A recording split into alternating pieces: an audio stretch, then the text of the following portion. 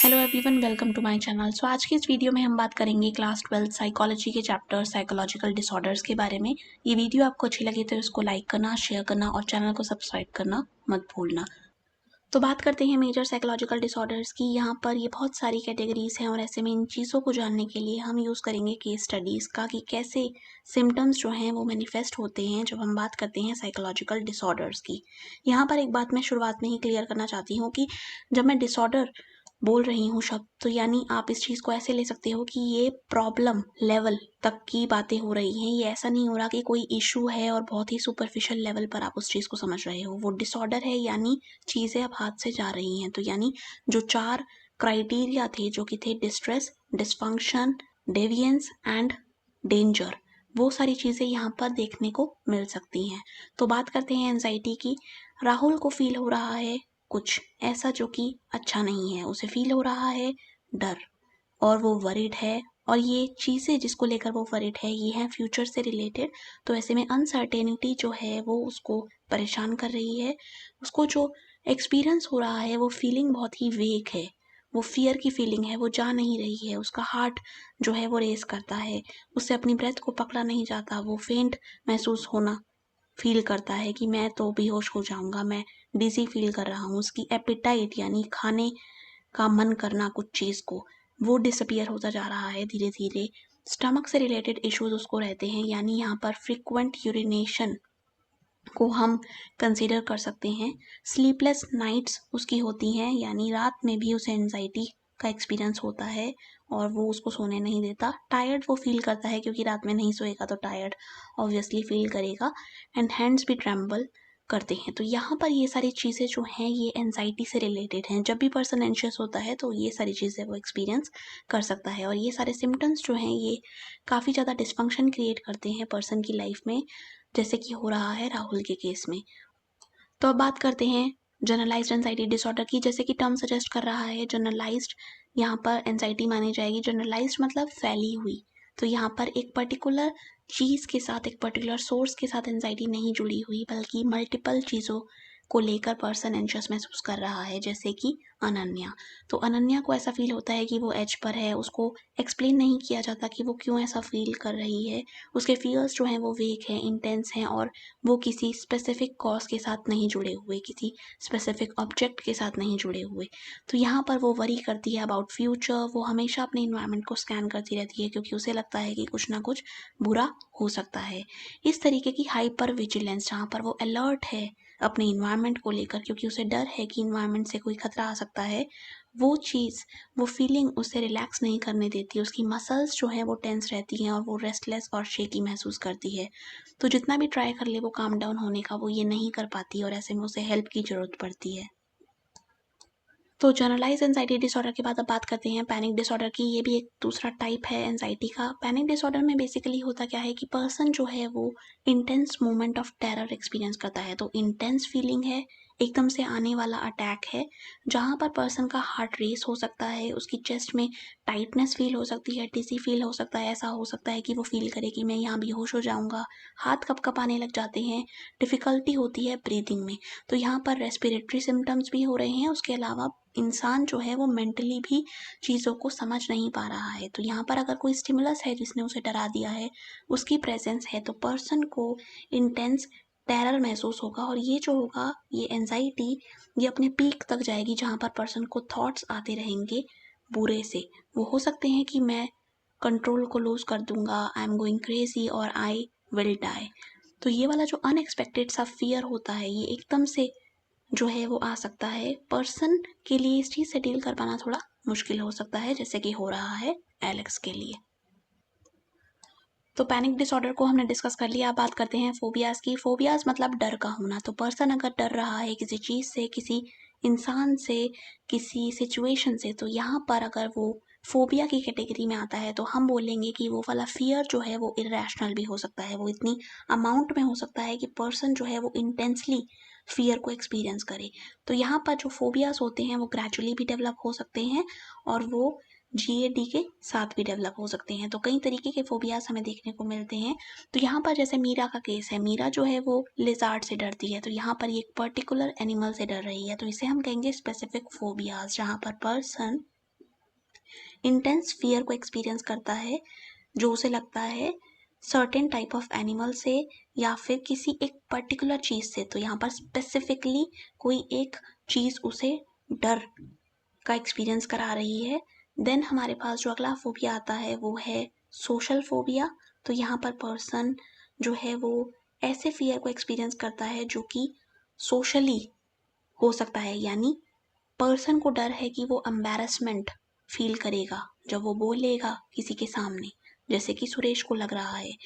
उसके अलावा अगर एक और कैटेगरी देखें तो वो है अगोराफोबिया। अगोराफोबिया जो है यहाँ पर पर्सन को अनफेमिलियर सिचुएशन में एंटर करने से डर लगता है और ये उसे बाहर नहीं निकलने देता अपने घर से, क्योंकि उसे लगता है कि वो अगर बाहर निकलेंगे और कोई अनफेमिलियर से सिचुएशन आ गई तो ऐसे में वो उस चीज़ को नहीं हैंडल कर पाएंगे।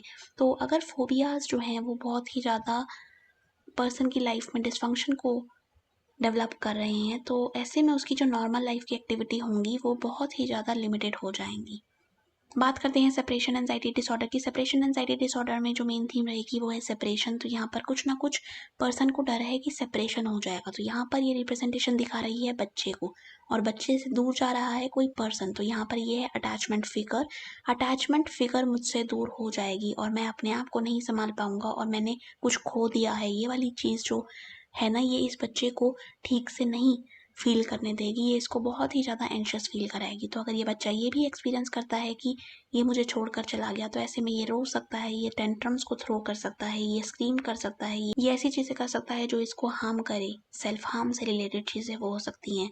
ये अकेले रहने से डर सकता है, ये एंटर करने से डर सकता है न्यू सिचुएशन में। ये चाहेगा कि मैं अपने पेरेंट्स के साथ रहूं, तो क्लिंगी बिहेवियर यहाँ देखने को मिलेगा जैसे कि हो रहा है जॉन के केस में। लिटिल जॉन जो है वो टेरिफाइड महसूस करता है जब वो अपने पेरेंट्स से दूर जाता अपने आप को पाता है।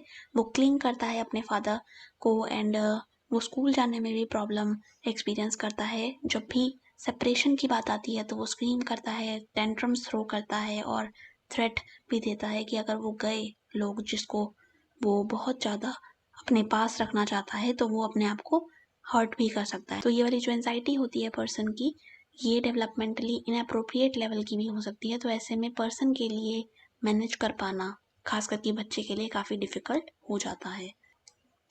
तो सेपरेशन एंजाइटी डिसऑर्डर के बाद अब बात करते हैं अगली कैटेगरी ऑफ डिसऑर्डर्स की, जो कि कहलाती है obsessive compulsive and related disorders. तो यहाँ पर दो चीज़ें हो रही हैं, यहाँ पर है ऑब्सेशन और यहाँ पर है कंपल्शन। तो ये दो चीज़ें क्या हैं? ऑब्सेशन मतलब थॉट्स का आना रिपीटेटिवली, उन थॉट्स का आना और ऐसे थॉट्स का आना जो कि पर्सन को एंजाइटी एक्सपीरियंस कराएं।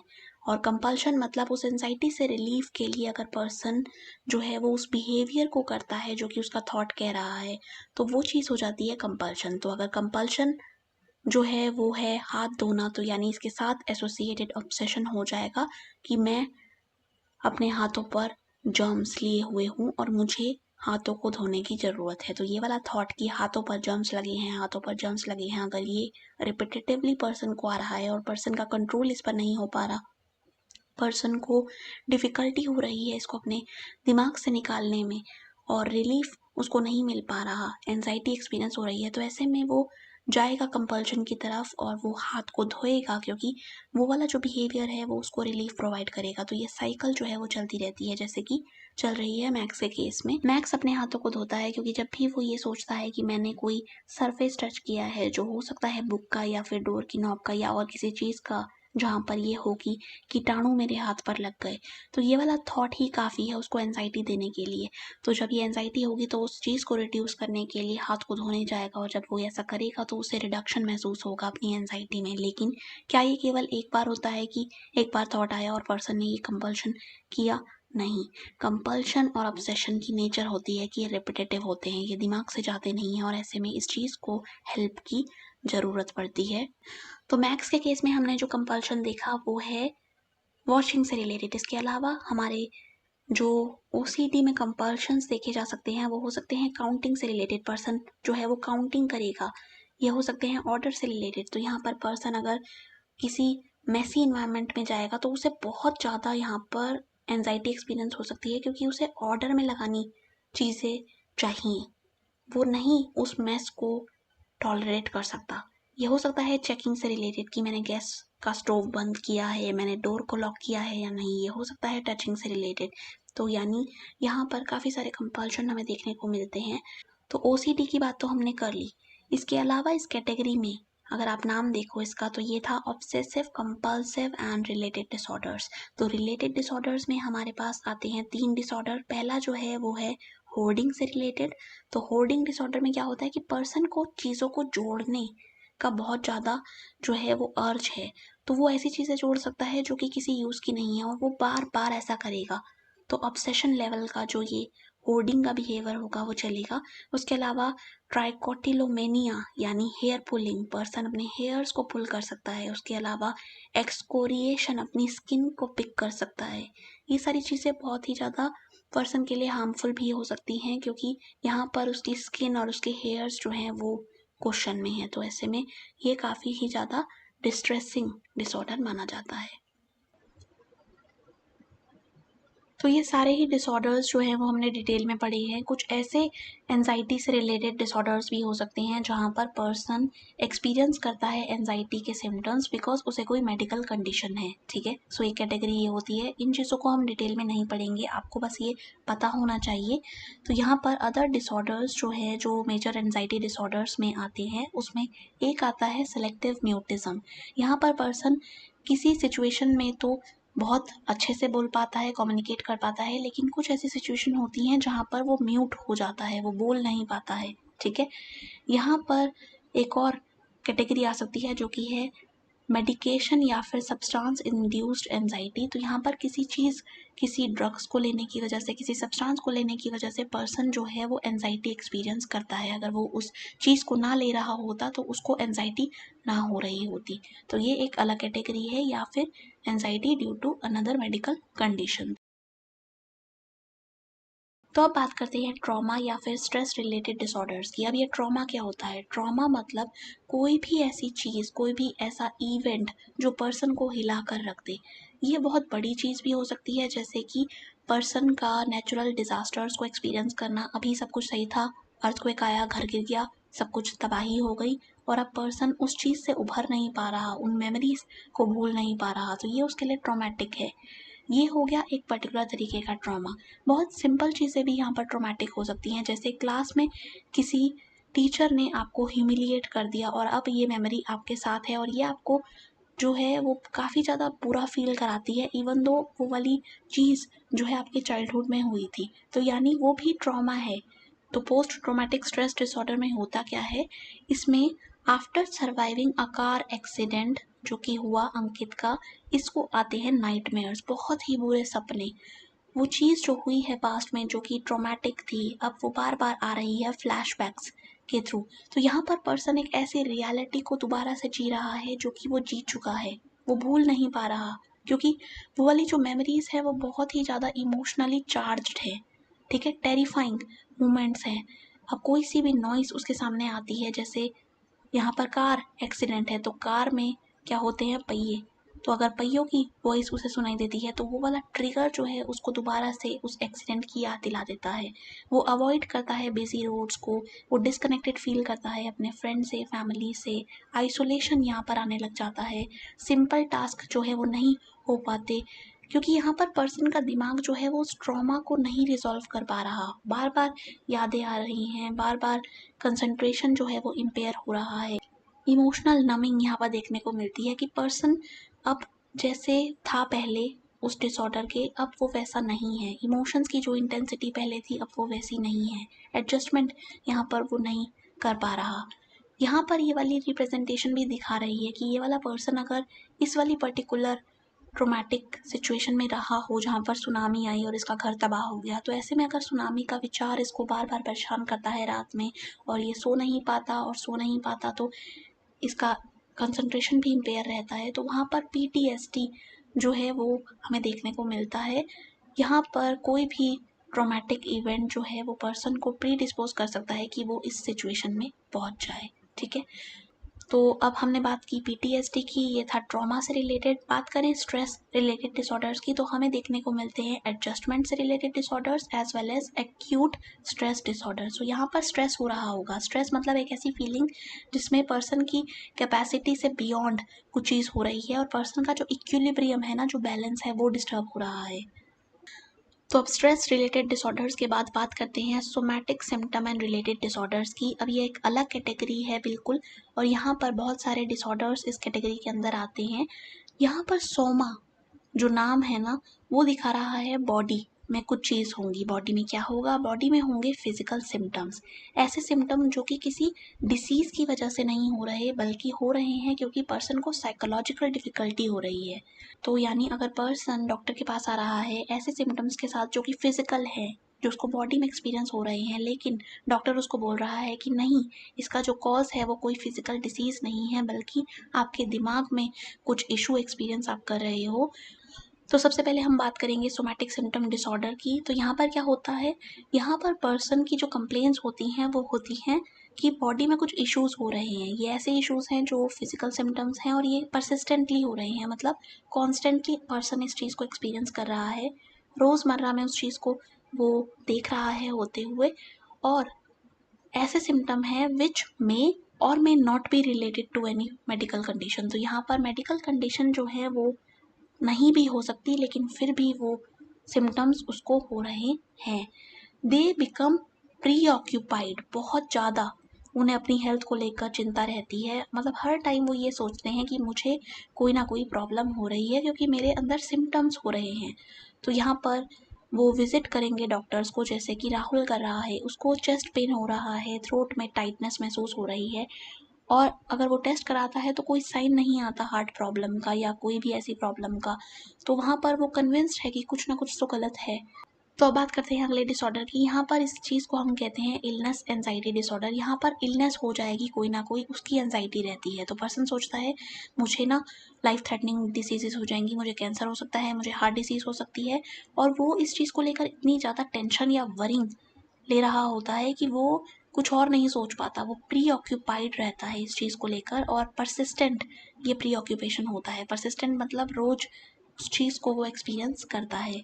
तो यहाँ पर पर्सन जो है वो बहुत ज़्यादा कंसर्न्ड है एक ऐसी डिसीज़ को लेकर जो कि अनडायग्नोस्ड है। उसको वो चीज़ नहीं है, लेकिन फिर भी ये मुझे हो जाएगी, ये मुझे हो जाएगी का विचार उसे सोने नहीं दे रहा। ठीक है, इसको रीअश्योरेंस भी दी जाती है, मतलब इसको बताया भी जाता है डॉक्टर के थ्रू कि आपको घबराने की ज़रूरत नहीं है, आपको ऐसा कुछ नहीं होगा। बात करते हैं कन्वर्जन डिसऑर्डर की। तो यहाँ पर क्या होता है, पर्सन एक्सपीरियंस करता है लॉस। लॉस किस चीज़ का?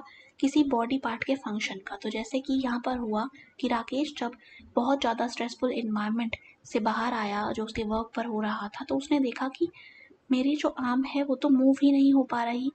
तो अब कोई इंजरी नहीं है, कोई पैरालिसिस नहीं है, कुछ है नहीं, और फिर भी यहाँ पर सिम्टम्स हो रहे हैं। ऐसे सिम्टम जहाँ पर पर्सन किसी बेसिक बॉडी फंक्शन के चीज़ें नहीं कर पा रहा, उसे लॉस फील हो रहा है। ये हो सकता है पैरालिसिस, ये हो सकती है ब्लाइंडनेस, यहाँ पर बहरापन भी आ सकता है, वॉकिंग में डिफ़िकल्टी हो सकती है। तो वो वाली डिफ़िकल्टी इसीलिए नहीं हो रही कि पर्सन के पैर में चोट लगी है या फिर आँखों में चोट लगी है, बल्कि वो हो रही है क्योंकि रीज़न जो है वो साइकोलॉजिकल है।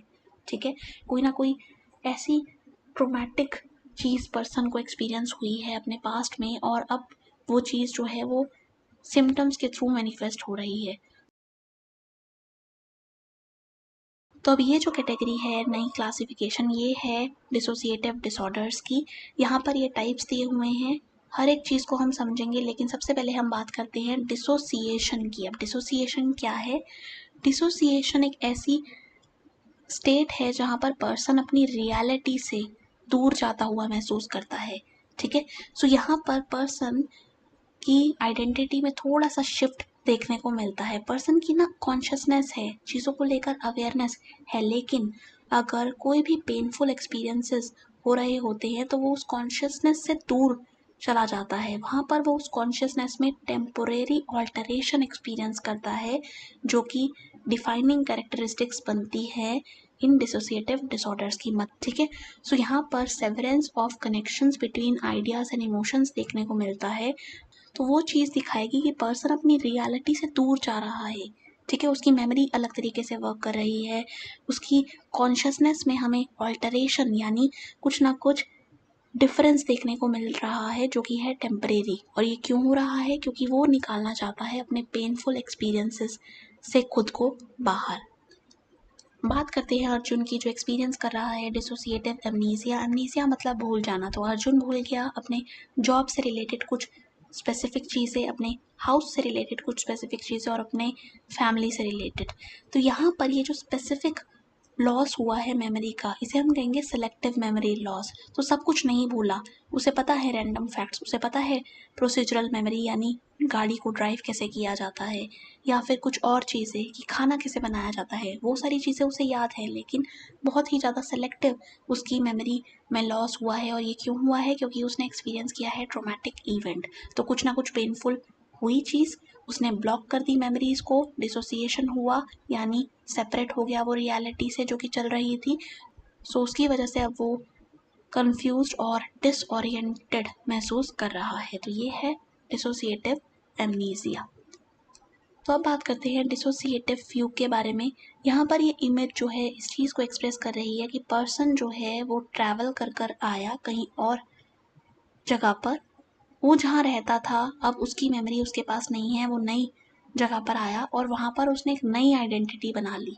मान लो इसका नाम था विकास और अब ये विकी या रवि के नाम से रह रहा है एक नई जगह पर। विकास जो कि 32 ईयर ओल्ड अकाउंटेंट है, वो बहुत प्रेशर एक्सपीरियंस कर रहा था। तो अगेन यहाँ पर आपको देखने को मिल रहा है कुछ ना कुछ स्ट्रेसफुल या ट्रोमैटिक चीज़।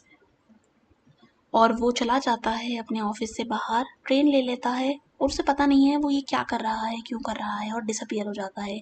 वीक बीतते जाते हैं और वो पाया जाता है दूसरी सिटी में जिसका नाम है कुछ और वो रह रहा है रवि नाम से और वर्क कर रहा है एज अ वेटर। तो यहाँ पर जब पर्सन वापस आएगा इस चीज़ से, इस फ्यूक वाले एक्सपीरियंस से, तो उसे कोई मेमोरी नहीं रहेगी कि वो कैसे रवि बनकर रह रहा था। तो जो भी चीज़ें उस स्टेट में हुई जहाँ पर उसका फ्यूक वाला फेस चल रहा था, तो वो चीज़ मेमोरी में जाएगी नहीं, और जाएगी भी तो याद आएगी नहीं। तो ये हो जाएगा डिसोसिएटिव फ्यूक। तो अब बात करते हैं अगले डिसऑर्डर की, जिसे हम कहते हैं डिसोसिएटिव आइडेंटिटी डिसऑर्डर। बहुत ही ज़्यादा चर्चा में रहने वाला डिसऑर्डर, बहुत ही ड्रामेटिक डिसऑर्डर, क्योंकि यहाँ पर इसके ऊपर मूवीज़ भी बनी है ना। और यहाँ पर मल्टीपल पर्सनैलिटी आपको देखने को मिलती है। पर्सन के दिमाग में रहते हैं दूसरे लोग, ये लोग हैं उसके ऑल्टरनेटिव पर्सनैलिटीज़। तो ये एक एक्चुअल पर्सन है, ये इसकी पर्सनैलिटी है, इसके दिमाग में ये 3 या 4 पर्सनैलिटी रह रही हैं। इनके अलग अलग नाम हो सकते हैं, इनकी अलग अलग वॉइसेस हो सकती हैं, इनकी अलग अलग बातें हो सकती हैं, लेकिन इन सब का जो घर है वो है इस पर्सन का दिमाग, ठीक है। पर्सन इस चीज़ को लेकर अवेयर हो सकता है कि मेरे अंदर ये वाला पर्सन रह रहा है, और हो सकता है कि इसके बारे में जानकारी दूसरी आइडेंटिटीज़ को भी हो। ऐसा भी हो सकता है कि पर्सन के अंदर की जो आइडेंटिटी है वो एक दूसरे को ना जानती हो, ठीक है। सो ये कहलाते हैं ऑल्टर्स। तो डीआईडी को समझते हैं केस स्टडी के थ्रू। तो यहाँ पर बात करते हैं पीटर की। पीटर अपने आप को ऐसी सिचुएशंस में पाता है जहाँ पर वो इस सिचुएशन में पहुँचा कैसे उसे ये याद नहीं है। वो जहाँ पर है उसे उस चीज़ की मेमोरी नहीं है कि मैं यहाँ पर क्यों हूँ। तो यानी एज पीटर वो वहाँ नहीं गया, वो एज कोई और पर्सनैलिटी गया है, ठीक है। तो यहाँ पर he wakes up in different clothes. तो हर एक पर्सनैलिटी अपने तरीके से स्टाइल करना चाहे, ये भी हो सकता है। लोग उसे ऐसे नाम से पुकारते हैं जो उसे याद ही नहीं है, क्योंकि उसने उन्हें ऐसा नाम बताया है, क्योंकि ये वाली आइडेंटिटी उसके ऊपर हावी थी। तो यहाँ पर मल्टीपल पर्सनैलिटीज़ जो है वो कंट्रोल ले लेती हैं, क्योंकि पर्सन जो है वो अपनी इस वाली कंडीशन में स्ट्रेस से डील नहीं कर पा रहा, और ऐसे में उसको बचाने के लिए इन वाली आइडेंटिटीज़ की एग्जिस्टेंस आई है। और ये एज कोपिंग मैकेनिज्म आती हैं जो कि पर्सन को चाइल्डहुड ट्रॉमा से डील करवाने में हेल्प करती हैं। लेकिन यहाँ पर बहुत ज़्यादा डिस्फंक्शन और डिस्ट्रेस पर्सन को हो सकता है, स्पेशली जब वो पर्सनालिटीज़ जो हैं वो अच्छी ना हो और वो ऐसी चीज़ें करी जाएँ जो कि समाज के लिए और इस पर्सन के लिए घातक हो। तो लास्ट डिसऑर्डर जो हमारे पास आता है वो कहलाता है डीपर्सनलाइजेशन या डीरियलाइजेशन डिसऑर्डर। यहाँ पर एक ड्रीम लाइक स्टेट में जाता है पर्सन, और ये ऐसा नहीं है कि पर्सन फैंटेसी में जाना चाहता है, डे ड्रीमिंग कर रहा है, नहीं। यहाँ पर पर्सन अपने आप से और रियलिटी से सेपरेट हुआ पाता है। उसका परसेप्शन अपने आप को लेकर चेंज हो जाता है, उसका परसेप्शन अपनी रियलिटी को लेकर चेंज हो जाता है। तो मार्क को भी कुछ ऐसा ही हो रहा है, उसको लग रहा है कि वो अपने आप को अपनी बॉडी से बाहर देख रहा है। He is watching himself from the outside as if his body is not his own. Everything जो है वो डिस्टेंट लग रही है, दूर लग रही है, अनरियल लग रही है, एज इफ वो ट्रैप्ड है ड्रीम में। और ये क्यों होता है? After stressful time. और वो डिस्कनेक्टेड हो जाता है अपने इमोशन से, अपने थॉट से, अपनी सराउंडिंग से। Although he is physically present, but वो जो डिटैचमेंट है वो उसको क्वेश्चन करने पर मजबूर कर रही है कि क्या रियल है और क्या नहीं। बात करते हैं मेजर डिप्रेसिव डिसऑर्डर की। तो यहाँ पर जो पर्सन है वो है 28 साल का इंजीनियर, जो एंजॉय करता था अपनी लाइफ को और अपने फ्रेंड्स के साथ टाइम बिताने को, स्पोर्ट्स को। बहुत ही ज़्यादा अच्छी लाइफ इसकी चल रही थी। देन कुछ हुआ and now he is feeling depressed. So जब ये डिप्रेस्ड है तो ये क्या क्या फील करता है? सबसे पहले तो इसका इंटरेस्ट चला गया है चीज़ों में से जो कि इसको पहले अच्छी लगती थी। तो पर्सन जो है वो इंटरेस्ट लूज़ कर देता है उन चीज़ों में से जो कि उसको पहले अच्छी लगती थी। तो प्लेजर को एक्सपीरियंस करने की जो एबिलिटी होती है ना, वो धीरे धीरे लूज़ करता है पर्सन। देन ड्रेन्ड फीलिंग होती है, ऐसा फील होता है जैसे एनर्जी है नहीं बॉडी में, ना तो गोल्स को इनिशिएट करने की, ना ही मेंटेन करने की, और ना ही अकम्प्लिश करने की पूरी तरीके से। ठीक है, स्लीप बहुत ज़्यादा इम्पैक्ट हो जाती है। हो सकता है पर्सन बहुत ज़्यादा सोए, वो सोशलाइज करना बंद कर दे, वो ज़्यादा टाइम सोने में बिताए, क्योंकि जब वो सोएगा तो वो चीज़ें नहीं सोचेगा। सोच कैसी हो रही है यहाँ पर? बहुत ही ज़्यादा नेगेटिव, होपलेसनेस काफ़ी ज़्यादा देखने को मिलती है। तो ऐसे में पर्सन जो है वो बहुत ज़्यादा सो सकता है, या एक कंडीशन ऐसी हो सकती है जहाँ पर वो सोए ना, तो यहाँ पर इंसोम्निया देखने को मिलता है। देन एपिटाइट, भूख रिड्यूस हो जाती है। पर्सन अगर खा ही नहीं रहा है तो उसका जो वेट है वो तो लूज़ होना ही है। देन फोकस करने में डिफ़िकल्टी होती है, कंसंट्रेशन में प्रॉब्लम यहाँ पर देखने को मिल सकती है। डिफ़िकल्टी होती है फोकस करने में, कंसंट्रेशन से रिलेटेड प्रॉब्लम्स यहाँ पर्सन देखता है, और मेमोरी से रिलेटेड प्रॉब्लम्स भी यहाँ पर होती हैं, क्योंकि पर्सन जो है वो उस तरीके से चीज़ों को नहीं देख पाता जैसे वो पहले देखता था, वैसे याद नहीं रख पाता जैसे पहले रख पाता था। सिंपल टास्क, बेड से उठना ही इतना ज़्यादा डिफ़िकल्ट बन जाता है जैसे ऐसा मानो कि पर्सन कौन सी जंग पर जा रहा है। तो इतना ज़्यादा सिंपल टास्क लेकिन इतना ओवरवेलमिंग। वर्थलेसनेस यहाँ पर पर्सन फील करता है जैसे मैं फेल हो गया लाइफ में, चीज़ों में, और लाइफ जो है वो वैसी नहीं दिखती जैसी जब ये डिप्रेशन नहीं हुआ होता तब दिखती है। और वर्थलेसनेस, होपलेसनेस, अपने आप को ब्लेम करना, चीज़ों को पर्सनल ले जाना, और अपने आप को ऐसा पाना कि मैंने कुछ किया नहीं है लाइफ में, मैं फेल हो रहा हूँ, मैं ऐसी लाइफ जी रहा हूँ जो कि अच्छी नहीं है।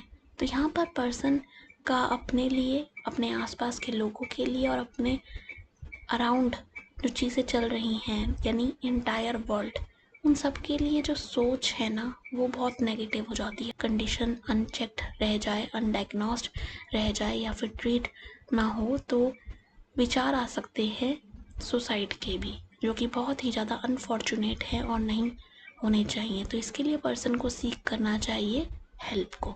तो अब बात करें फैक्टर्स की जो कि इन्फ्लुएंस कर सकते हैं पर्सन को और चांसेस बढ़ा सकते हैं कि वो डिप्रेशन में जा सकता है। तो वो फैक्टर्स जो है वो कई सारे हो सकते हैं। सबसे पहला है जेनेटिक मेकअप। हमें पता है नेचर और नर्चर दोनों ही पर्सन को इन्फ्लुएंस करती हैं, और अगर वो प्रॉब्लम फेस कर रहा है तो वहाँ पर भी जेनेटिक्स और एनवायरनमेंट दोनों ही चीज़ें देखने को मिलेंगी। उसके बाद एज भी एज अ रिस्क फैक्टर सामने आ सकता है, यानी वुमेन जो है वो रिस्क पर होती हैं ड्यूरिंग एडल्टहुड, यानी यंग एडल्टहुड, वाइल मैन जो है वो अर्ली मिडिल एज में ज़्यादा रिस्क पर होते हैं। उसके अलावा जेंडर का भी फ़र्क पड़ता है।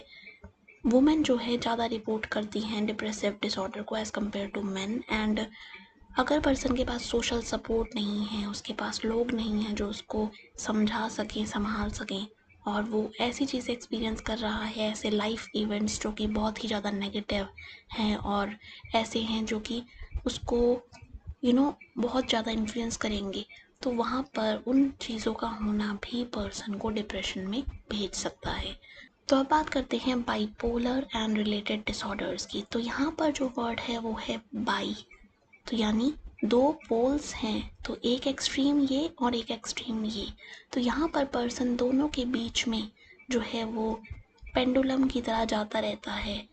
एक तरफ वो फील करता है बहुत ही ज़्यादा डिप्रेस्ड और डाउन, बहुत लो एनर्जी, टायर्डनेस, सारी वही चीज़ें जो डिप्रेशन में हमने देखी, और एक तरफ जो कंडीशन उसकी होती है उसमें वो बिल्कुल अपोजिट फील कर रहा होता है। बहुत सारी एनर्जी यहाँ पर होती है, बहुत अच्छा मूड, बहुत ज़्यादा हाई लेवल का मूड यहाँ पर पर्सन को देखने को मिलता है, और यहाँ पर वो एनर्जेटिक भी होता है, यूफोरिक भी होता है, बहुत ज़्यादा हैप्पीनेस उसको फील होती है, टायर्ड नहीं होता, कितने भी गोल्स पर काम कर रहा हो उसे लगता है कि उसे नींद की ज़रूरत नहीं है।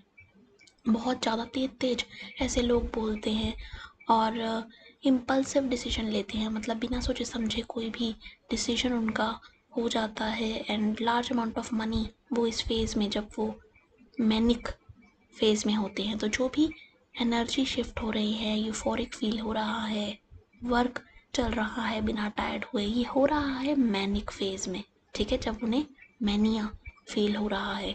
यहाँ पर वो बात तेज तेज करेंगे, जल्दी जल्दी करेंगे, इम्पल्सिव डिसीजंस होंगे, बहुत सारी मनी जो है वो लुटा देंगे थिंक किए बिना। वो सोचते हैं कि वो अब कुछ भी अकम्प्लिश कर सकते हैं, अनरियलिस्टिक गोल्स या प्रोजेक्ट्स वो लेंगे।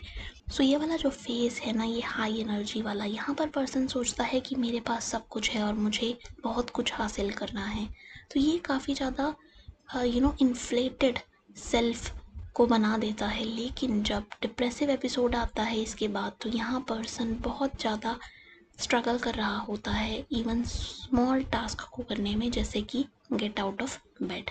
होपलेसनेस देखने को मिलती है, लूज़ हो जाता है इंटरेस्ट उन चीज़ों में जो इन्जॉय कर रहा था। तो यहाँ ये दोनों चीज़ें चलती रहती हैं, तो यहाँ पर ये जो पैटर्न रहता है उसमें दोनों ही चीज़ें देखने को मिलती हैं, डिप्रेशन का एपिसोड भी और मैनिक एपिसोड भी, ठीक है। यहाँ पर ये वाली प्रॉब्लम अगर रहती है तो पर्सन अपनी प्रोफेशनल लाइफ और पर्सनल लाइफ दोनों में ही सफ़र करता है। ऐसा हो सकता है कि वो बहुत हाई महसूस करे, देन लो हो जाए, देन नॉर्मल मूड का फेज़ आ जाए, देन हाई हो जाए, फिर लो हो जाए। तो यहाँ पर ये हो जाता है बाइपोलर 1 डिसऑर्डर। बाइपोलर की अदर कैटेगरीज जो है वो है बाइपोलर 2 डिसऑर्डर एंड साइक्लोथेमिक डिसऑर्डर। तो यहाँ पर वो आपको इतने ज़्यादा डिटेल में नहीं पढ़ने, आपको बस नाम पता होने चाहिए। तो यहाँ पर अगर पर्सन काफ़ी ज़्यादा डिस्ट्रेस एक्सपीरियंस कर रहा है, जैसे कि अर्जुन कर रहा है, तो वो एक टाइम पर बहुत पैशनेट था स्पोर्ट्स और सोशल एक्टिविटीज़ को लेकर, लेकिन अब वो लूज़ कर रहा है अपने इंटरेस्ट को, अपने आप को आइसोलेट कर लेता है, और उसको ऐसा लगता है कि कुछ ट्रबलिंग उसको एक्सपीरियंस हो रहा है। वैसे ही मीरा जो उसकी फ्रेंड है वो भी एक हाई परफॉर्मिंग स्टूडेंट थी, लेकिन अब वो उतनी ज़्यादा अच्छी परफॉर्मेंस नहीं कर पाती और उसको बहुत ज़्यादा डिफ़िकल्टी एक्सपीरियंस हो रही है फोकस करने में, और वो ओवरवेल्म्ड रहती है, मतलब इमोशनल रेगुलेशन करने में उसको प्रॉब्लम हो रही है। डिक्रीज्ड एफर्ट हो गए हैं क्लास में, रिपीटेटिव मिसबिहेवियर वहाँ पर देखने को मिल रहा है, और एब्सेंस भी वहाँ पर है, यानी एब्सेंट बच्चा हो रहा है जो कि कभी नहीं होता था। तो यहाँ पर ये चीज़ें दिखाती हैं कि पर्सन जो है वो कोई ना कोई डिस्ट्रेसिंग कंडीशन को फेस कर रहा है। अगर वो टर्न कर लेते हैं टूवर्ड्स स्मोकिंग, ड्रिंकिंग, ड्रग्स या फिर कुछ और एज अ कोपिंग मैकेनिज्म, तो ये चीज़ भी अपने आप में सिग्नल है कि पर्सन को हेल्प चाहिए। तो ऐसे में अगर सुसाइड जो है वो एक तरीके का रिस्क फैक्टर बनकर आता है, क्योंकि पर्सन डिफ़िकल्टी को एक्सपीरियंस कर रहा है, और ऐसे में दिमाग जो है वो कुछ भी कह सकता है, और पर्सन के चांसेस हाई हो जाएंगे उस चीज़ पर बिलीव करने के, अगर उसको हेल्प नहीं दी जाती तो, और नहीं रेड फ्लैग्स को देखा जाता तो ऐसे में अगर पर्सन को कोई मेंटल डिसऑर्डर है, या फिर वो अल्कोहल का यूज़ कर रहा है, या फिर नेचुरल डिज़ास्टर्स जो है वो उसने देखे हुए हैं, वॉयलेंस की कंडीशन है घर में या फिर उसके आसपास, अब्यूज़ को वो झेल रहा है, आइसोलेशन और लॉस, ग्रीव का जो टाइम होता है ना, वो चीज़ उसने एक्सपीरियंस की है, तो ये सारी चीज़ें बहुत ज़्यादा स्ट्रॉन्ग रिस्क फैक्टर बनकर आती हैं अगर हम बात करें सुसाइड की। तो अगर सुसाइडल थॉट पर्सन को आ रहे हैं और उसको हेल्प हम करना चाहते हैं, तो कई सारे रेड फ्लैग्स को हम यहाँ पर आइडेंटिफाई कर सकते हैं, और वहाँ पर हम मेजर्स भी ले सकते हैं जो कि हमें दिए हुए हैं WHO ने। वो क्या हैं? वो ये है कि आप लिमिट कर दो उन चीज़ों को जिसके थ्रू सुसाइड जो है वो पॉसिबल हो सकता है। तो यहाँ पर चीज़ें जिसके थ्रू पर्सन सुसाइड के बारे में सोच सकता है और वो उसके आसपास हैं, तो वो चीज़ें आपको लिमिट करनी पड़ेंगी, छुपानी पड़ेंगी, हटानी पड़ेंगी साइड के सामने से, ठीक है। देन रिपोर्टिंग होनी चाहिए सुसाइड की बाय मीडिया इन रिस्पॉन्सिबल वे। बहुत ही ज़्यादा वोकैबुलरी पर ध्यान देना होगा अगर हमें सुसाइड के अराउंड स्टिग्मा को रिड्यूस करना है, क्योंकि पर्सन स्टिग्मा अगर है तो आएगा ही नहीं हेल्प को सीख करने। तो ऐसे में मीडिया की रिपोर्टिंग जो होनी चाहिए वो बहुत ही ज़्यादा अच्छे तरीके से और सेंसिटिव तरीके से होनी चाहिए। उसके अलावा अल्कोहल रिलेटेड प्रॉब्लम्स जो है वो सामने आनी चाहिए। पॉलिसीज़ उनके लिए बननी चाहिए कि कैसे अल्कोहल के कंजम्पशन को रिस्ट्रिक्ट या फिर कम किया जा सके, कैसे इंडिविजुअल्स को अवेयर बनाया जा सके कि कैसे वो सब्सटेंस को छोड़कर एक अच्छी लाइफ जी सकते हैं और हेल्प जो है वो अवेलेबल है। क्योंकि आपको पता है कि रिस्क फैक्टर है सब्सटेंस का लिया जाना डिप्रेशन के लिए, और डिप्रेशन में इस तरीके के थॉट्स हमें देखने को मिलते हैं। अगर आप अर्ली आइडेंटिफिकेशन कर लेते हो तो ट्रीटमेंट जल्दी शुरू हो जाता है ऐसे लोगों का जो कि हाई रिस्क पर है। तो अब बात करते हैं सिजोफ्रेनिया स्पेक्ट्रम की और अदर साइकोटिक डिसऑर्डर्स की। तो यहाँ पर ये जो टर्म है सिजोफ्रेनिया, ये अपने आप में ही बहुत सारी चीज़ें बताता है। ये बताता है कि यहाँ पर एक ग्रुप है, किस चीज़ का ग्रुप है, ये है साइकोटिक डिसऑर्डर्स का ग्रुप। अब ये जो वर्ड है साइकोटिक, इसमें आप ये समझ लो कि उन चीज़ों की बात होती है, उन परसेप्शंस की बात होती है जो कि स्ट्रेंज होते हैं। यानी पर्सन अपने इन्वायरमेंट में से जो इन्फॉर्मेशन ले रहा है वो इन्फॉर्मेशन की नेचर ऐसी है कि वो दूसरे लोगों को स्ट्रेंज लग सकती है, ठीक है। वो उस पर्सन को भी ऐसी लग सकती है कि मेरे साथ ऐसा क्यों हो रहा है, ये मुझे क्या चीज़ें एक्सपीरियंस हो रही हैं। तो ये जो परसेप्शन है ना, जो इंडिविजुअल अपने इन्वायरमेंट से ले रहा है, ये चीज़ें जो हैं वो काफ़ी ज़्यादा स्ट्रेंज हैं। यहाँ पर पर्सन का जो थॉट प्रोसेस है वो डिस्टर्ब रह सकता है। इमोशनल स्टेट जैसी होती हैं वैसी ना हो, तो यहाँ पर पर्सन सिचुएशन के हिसाब से इमोशंस ना एक्सप्रेस करते हुए अलग तरीके से इमोशंस को एक्सप्रेस करेगा और मोटर डिफ़िकल्टी यानी मूवमेंट रिलेटेड प्रॉब्लम्स भी यहाँ पर देखने को मिलेंगी। सो ये सारी चीज़ें हम पढ़ेंगे बाद में, लेकिन सबसे पहले देखते हैं सिजोफ्रेनिया में अमन किस तरीके से सफ़र कर रहा है। तो यहाँ पर अमन जो है वो 24 ईयर्स ओल्ड स्टूडेंट है। इसने अपने फ्रेंड्स से दूर रहना शुरू कर दिया है, अपनी क्लासेस अटेंड करना बंद कर दिया है। इसे लगता है कि इसके जो क्लासमेट्स हैं वो इसके लिए जो है वो खतरा बन सकते हैं, क्योंकि वो इसकी जासूसी कर रही हैं और वो प्लान बना रहे हैं इसको हार्म करने का। यहाँ पर ये वाला जो थॉट है, ये वाला थॉट किसी एविडेंस पर बेस्ड नहीं है। ये वाला थॉट जो है वो इस तरीके का है कि पर्सन जो है वो बिलीव कर रहा है कि मुझे हार्म हो सकता है, और बहुत ही ज़्यादा स्ट्रांगली पर्सन इस चीज़ को जो है वो लेकर चलता है। और अगर इसको बोला जाए कि नहीं ऐसा नहीं है तो वो चीज़ ये नहीं मानेगा। तो डिल्यूशन क्या होते हैं? ऐसे बिलीव्स जो कि फॉल्स हैं, जिनका कोई ग्राउंड नहीं होता। इनको बोला जाए कि ये तो एविडेंस के अगेंस्ट है तो भी ये जल्दी से शेक नहीं होते। मतलब कोई तरीका नहीं होता कि पर्सन जो है वो इस चीज़ को जो है वो कॉन्ट्राडिक्टरी करते हुए एविडेंस को एक्सेप्ट कर ले। ये पार्ट है उसके इस पर्टिकुलर कंडीशन का। तो ऐसे में बहुत ज़्यादा स्ट्रांगली इस चीज़ का इम्पैक्ट होता है, इस बिलीफ का। अमन जो है उसको वॉइसेस भी सुनाई देती हैं, यानी ऐसी चीज़ें जो कि साउंड की फॉर्म में हैं और वो उसको क्रिटिसाइज़ कर रही हैं। यहाँ पर उसको वो स्ट्रेंज इंस्ट्रक्शंस भी दे रही हैं कि ऐसा करो वैसा करो। तो यहाँ पर ऑडिटरी यानी साउंड से रिलेटेड और हेल्यूसिनेशन यानी ऐसा परसेप्शन जो कि रियल नहीं है। दूसरे इंडिविजुअल्स को ये वाली साउंड्स नहीं सुनाई देंगी, ये बस अमन को सुनाई देंगी। उसकी स्पीच जो है वो भी डिसऑर्गनाइज्ड हो जाएगी और वो चीज़ों को जब बोलेगा तो वो एक टॉपिक से दूसरे टॉपिक पर जंप करेगा, और ऐसे में उसकी जो कन्वर्सेशन रहने वाली है वो भी डिफ़िकल्ट हो जाएगी सामने वालों के लिए समझना और उसके लिए कम्युनिकेट कर पाना कि मैं कहना जो चाहता हूँ वो ये है, ठीक है। अमन जो है वो बहुत ही ज़्यादा लिटिल इमोशंस दिखा पाता है इर्रिस्पेक्टिव ऑफ कि कैसे सर्कमस्टांसेस हैं। यहाँ पर ये जो इमोशनल एक्सप्रेशन है इसका कम होना भी एक तरीके का सिम्टम है, जिसे हम आगे पढ़ेंगे डिटेल में। सिटिंग जो है वो बिहेवियर यहाँ देखने को मिलता है। सिटिंग यानी बैठना, मोशनलेस फॉर आवर्स। तो यहाँ पर मोटर रिलेटेड मूवमेंट, मैंने बोला था ना मोटर रिलेटेड मूवमेंट होंगी, थॉट से रिलेटेड मूवमेंट होंगी, इन्वायरमेंट से ऐसी चीज़ें परसीव करोगे जो कि स्ट्रेंज होंगी, तो ये सारी ही चीज़ें यहाँ पर हो रही हैं। वो बैठ जाता है मोशनलेस, तो यानी मोटर डिस्टर्बेंस है।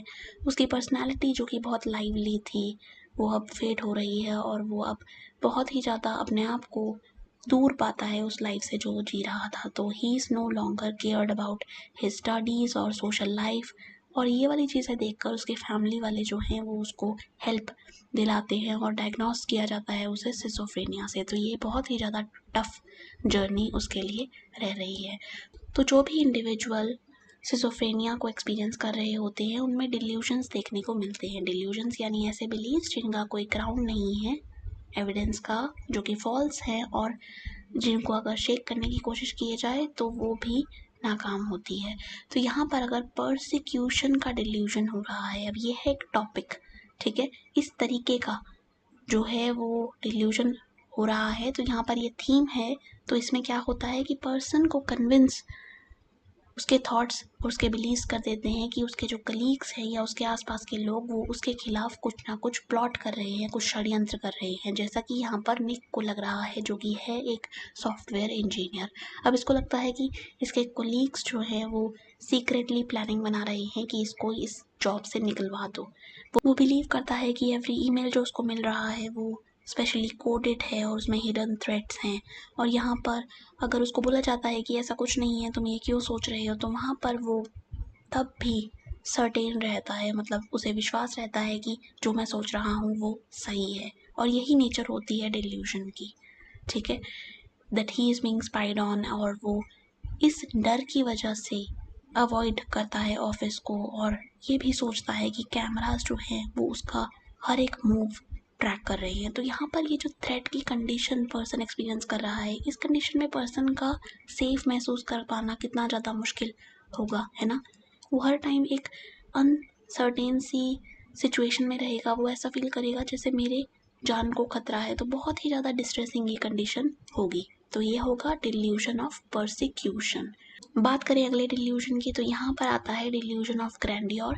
तो यहाँ पर पर्सन अपने आप को बहुत ही ज़्यादा बड़ा कोई महान इंसान समझता है, कुछ ऐसी पावर समझता है जो कि सुपीरियर है। तो यहाँ पर एक अलग ही तरीके का फैंटेसी का वर्ल्ड चल रहा होता है जहाँ पर पर्सन जैसे कि बॉब बिलीव करता है कि वो इनकारनेशन है एंशिएंट किंग की, जिसका जो मेन पर्पस है वो है रूल करना इस वर्ल्ड पर। बात करें डिल्यूजन ऑफ रेफरेंस की, यहाँ पर रेफरेंस वर्ड को आपको ध्यान रखना है कि पर्सन को ऐसा लगता है कि चीज़ें जो हो रही हैं वो उसके लिए हो रही हैं। फॉर एग्जांपल यहाँ पर केविन जो है वो बिलीव कर रहा है कि न्यूज़ एंकर्स जो हैं टीवी पर वो उसके लिए मैसेज भेज रहे हैं, वो कुछ ना कुछ जेस्चर्स जो दिखा रहे हैं, वो वर्ड्स जो वो भेज रहे हैं वो उसके लिए हैं। तो बहुत ज़्यादा पर्सनलाइज कि मेरे लिए ये हो रहा है, ये मुझे रेफरेंस में रखते हुए हो रहा है। कोई बुक में अगर चीज़ है तो वो बुक में लाइन मेरे लिए लिखी गई है।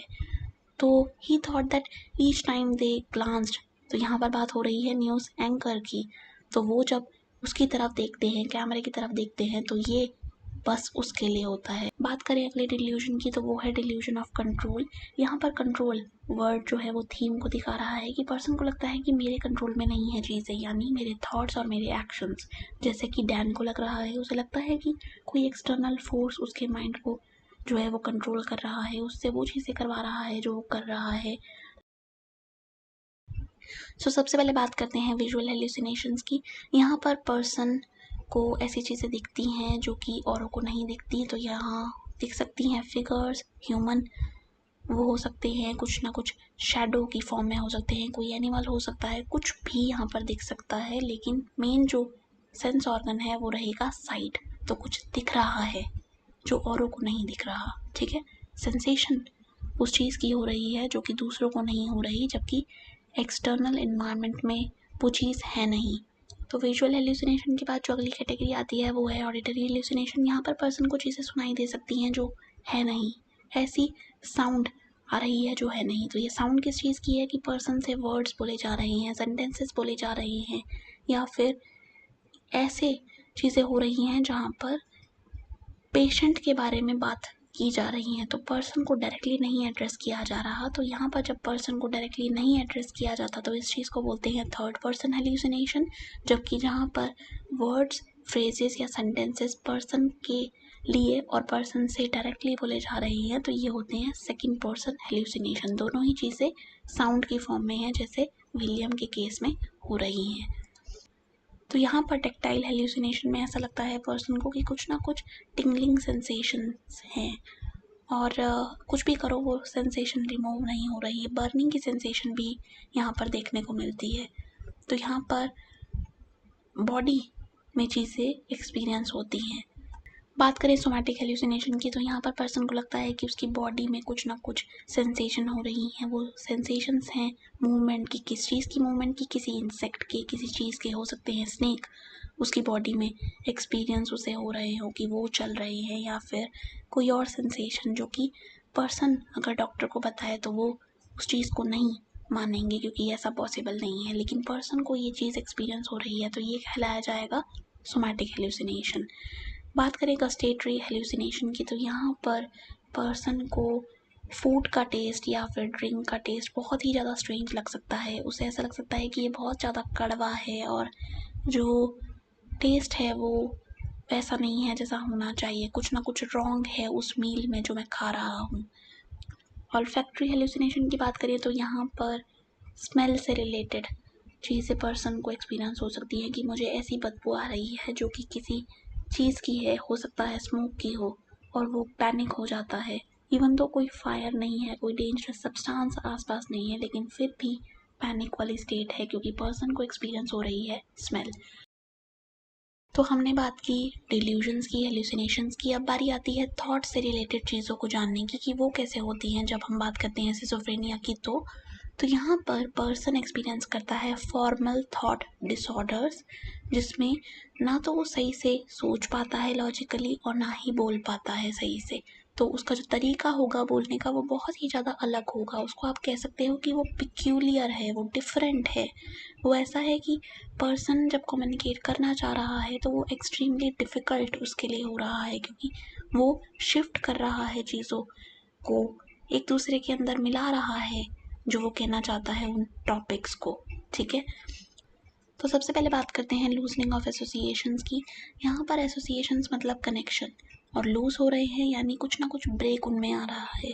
तो यहाँ पर शिफ्ट जो है वो पर्सन कर रहा है एक टॉपिक से दूसरे टॉपिक पर, और बहुत ही ज़्यादा रैपिड ये शिफ्टिंग है। तो ऐसे में जो वो बोल रहा है वो इलॉजिकल बन रही है बात।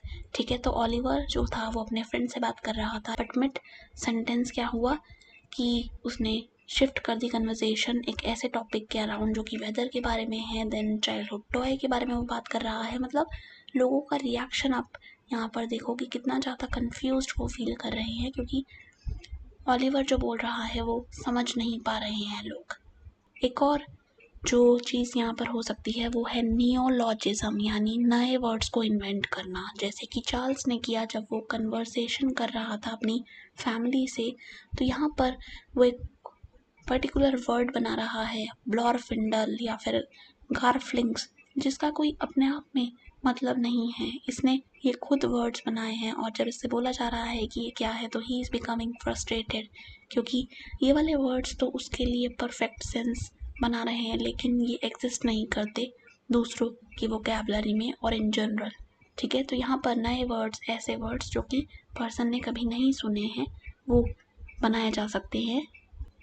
बात करें परसिफरेशन की, तो यहाँ पर पर्सन जो है वो एक ही चीज़ को रिपीट करता है, तो इनअप्रोप्रिएट रिपीटिशन होती है सेम थॉट की। तो यहाँ पर कैजुअल कन्वर्सेशन के दौरान थॉमस जो है वो एक फेस को दोहराए जा रहा है जो कि है the door is blue, over and over again. और यहाँ पर कन्वर्सेशन जो है वो दूसरे टॉपिक पर भी चली गई लेकिन फिर भी he is bringing that same statement up again and again as if he stuck on a loop. तो यहाँ पर रिपीटेटिव थॉट्स और फ्रेजेस हमें देखने को मिलते हैं। सो यहाँ पर एक चीज़ आपको ध्यान में रखनी है कि जब हम बात कर रहे थे डिल्यूजन्स की, हेल्यूसिनेशंस की और फॉर्मल थॉट डिसऑर्डर की, तो यहाँ पर चीज़ें जो थी वो ऐड हो रही थी, तो ये कहलाएंगे पॉजिटिव सिम्टम, यानी पर्सन को कुछ मिला है, कुछ ना कुछ एक्सेस उसके बिहेवियर में हुआ है, कुछ बढ़ी हैं चीज़ें। नेगेटिव सिम्टम्स जो होंगे वहाँ पर आप देखोगे कि डिफिसिट है, कुछ ना कुछ डेफिशिएंसी है, पर्सन कुछ खो रहा है, ठीक है। सो यहाँ पर जो नेगेटिव सिम्टम्स हैं उसमें हमारा आ जाता है पॉवर्टी ऑफ स्पीच यानी alogia, then we have blunt affect, flat affect and avolition and finally social withdrawal. Inappropriate affect में होता क्या है, यहाँ पर पर्सन जो है वो बहुत ही ज़्यादा अलग से बिहेव करता है, इमोशनल एक्सप्रेशन को दिखाता है जो कि सिचुएशन के अकॉर्डिंग नहीं होते। तो यहाँ पर अगर फ्यूनरल में है वो, तो बेंजामिन जो होगा वो लाफ करेगा, ऑल्दो क्योंकि ये फ्यूनरल की सिचुएशन है तो यहाँ पर सब जो है वो दुख में होंगे, शोक में होंगे। तो बेंजामिन जो है वो अनअवेयर है इस इमोशनल मिसमैच का और उसके लिए ये चीज़ सेंस नहीं बना पा रही, जबकि दूसरों को ये अनकंफर्टेबल महसूस करा रही है। तो इस तरीके के चीज़ को हम बोलते हैं इनअप्रोप्रिएट अफेक्ट। तो नेगेटिव सिम्टम्स में सबसे पहला हमारे पास आता है पॉवर्टी ऑफ स्पीच, जिसे हम कहते हैं अलोगिया। यहाँ पर पर्सन से जब चीज़ें पूछी जाती हैं तो वो जो आंसर देता है वो बहुत ही ज़्यादा लिमिटेड होता है, लाइक यस और नो में वो हो सकता है कभी कभी, या फिर बेयरली इलेबोरेट भी करना पर्सन यहाँ पर नहीं कर पाता, उसकी स्पीच लिमिटेड होती है और जहाँ पर डिटेल्स की रिक्वायरमेंट होती है वहाँ पर भी वो बोल ज़्यादा नहीं पाता। तो स्पीच में पॉवर्टी देखने को मिलती है कि स्पीच जो है वो उतनी नहीं है, रिडक्शन कंटेंट में है। बात करें अगले इशू की तो यहाँ पर ब्लंटेड अफेक्ट देखने को मिलता है। तो यानी पर्सन जो है वो जब अपने एक्सप्रेशंस को दिखाएगा इमोशन के तो वो बहुत रिड्यूस्ड होंगे। तो यहाँ पर एंगर, सैडनेस, डिस्गस्ट, इनके जो इमोशंस के एक्सप्रेशंस होते हैं ना वो बहुत रिड्यूस होकर दिखेंगे फेस पर भी और पर्सन की वोकैबुलरी में भी।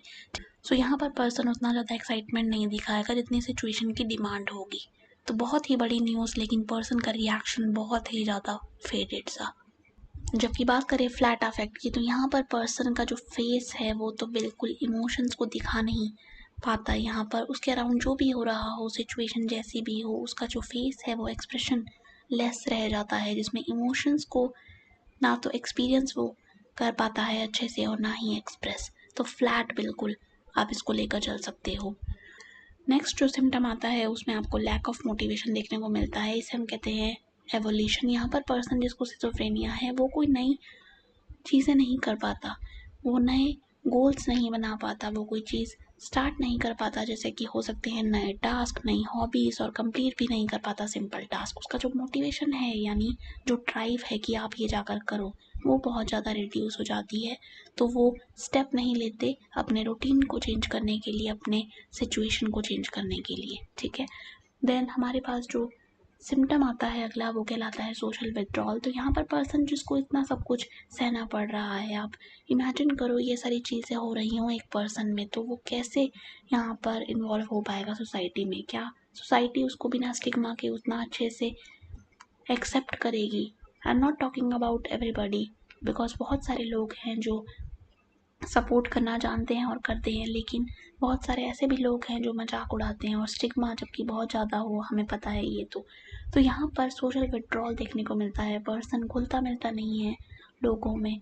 वो सोशल था पहले, लेकिन जब से सिजोफ्रेनिया वहाँ पर मैथ्यू को हुआ है तो यहाँ पर वो अपना टाइम अकेले बिताता है, अवॉइड करता है फ्रेंड्स को, फैमिली को। तो ऐसे में ये जो हो रहा है अवॉइड करने वाला बिहेवियर, ये इंटेंशनली नहीं हो रहा, ये हो रहा है कंडीशन की वजह से। और यहाँ पर फ्रेंड्स और फैमिली जो है वो हैप्पीनेस का सोर्स है, अगर पर्सन उन्हीं से दूर रहेगा तो पर्सन हैप्पी कैसे महसूस करेगा। तो यहाँ पर काफ़ी ज़्यादा सैड मूड देखने को मिलता है, बहुत ही ज़्यादा डिप्रेशन जो है वो यहाँ हो सकता है, और वो अपनी ही फैंटेसी, अपने ही वर्ल्ड में पर्सन खोया रहता है, बिल्कुल सोशल इंटरेक्शन से दूर। सो अब बात करते हैं साइकोमोटर सिम्टम्स की। यहाँ पर हम मूवमेंट रिलेटेड चीज़ें ध्यान में रख सकते हैं। तो यहाँ पर पर्सन की जो मूवमेंट है ना वो काफ़ी स्ट्रेंज सी हो सकती है, इसे हम बोल सकते हैं साइकोमोटर सिम्टम्स। जैसे कि हमने देखा कि नेगेटिव सिम्टम होते हैं, पॉजिटिव सिम्टम होते हैं, वैसे ही एक कैटेगरी आ जाती है साइकोमोटर सिम्टम्स की, जिसको हम बोलते हैं कैटेटोनिया।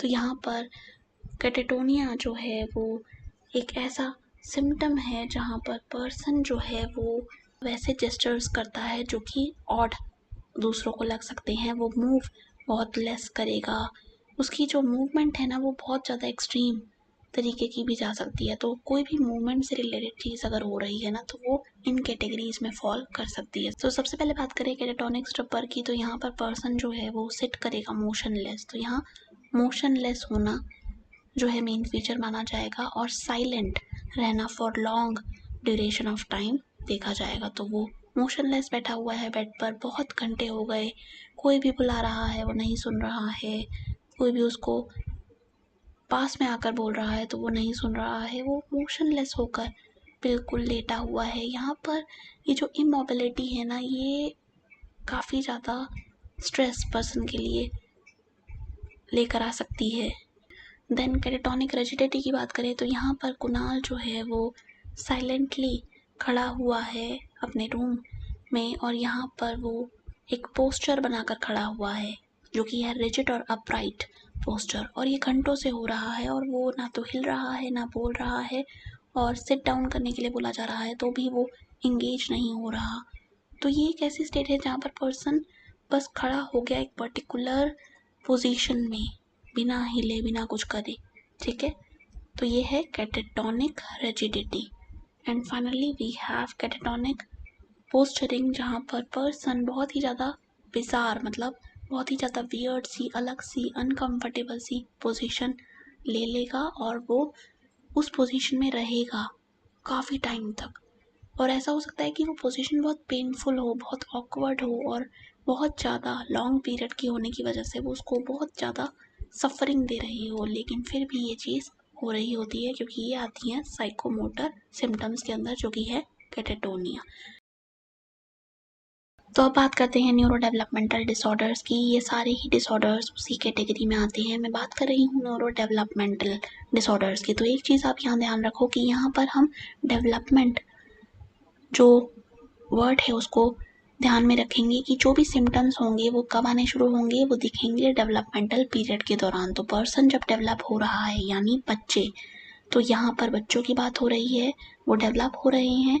तो ऐसे में कोई भी सिचुएशन अगर आती है, कोई भी सिम्टम्स आते हैं, तो उनकी जो लाइफ है, academic life, social life, influence हो जाती है। सिम्टम्स दिखेंगे जब वो स्कूल में एंटर करेंगे या फिर अर्ली स्टेज ऑफ स्कूलिंग चल रही होगी। तो यहाँ पर ये हो सकता है कि पर्सन के अंदर किसी चीज़ की अधिकता हो जाए या किसी चीज़ की कमी हो जाए। दोनों ही केसेस में बच्चों के लिए एडजस्ट कर पाना डिफ़िकल्ट हो जाता है। एज अप्रोप्रिएट बिहेवियर वहाँ पर नहीं हो पाते, जो कि नॉर्मल इंडिविजुअल्स में देखने को मिलते हैं। तो यहाँ पर हमें देखने को मिल रहा है अटेंशन, यानी ए डेफिसिट हाइपर एक्टिविटी डिसऑर्डर। यहाँ पर मैंने इन अटेंशन लिख दिया, यहाँ पर ये है अटेंशन डेफिसिट।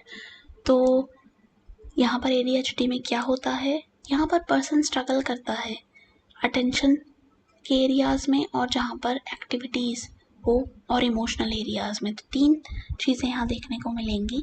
पर्सन यानी चाइल्ड की बात मैं कर रही हूँ, यहाँ पर स्ट्रगल करता है फोकस करने में। तो चीज़ें हो रही हैं क्लासरूम में, लेकिन उसका फोकस जो है वो कहीं और है, वो सिट नहीं कर पा रहा स्टिल। तो यानी मूवमेंट बहुत ज़्यादा है।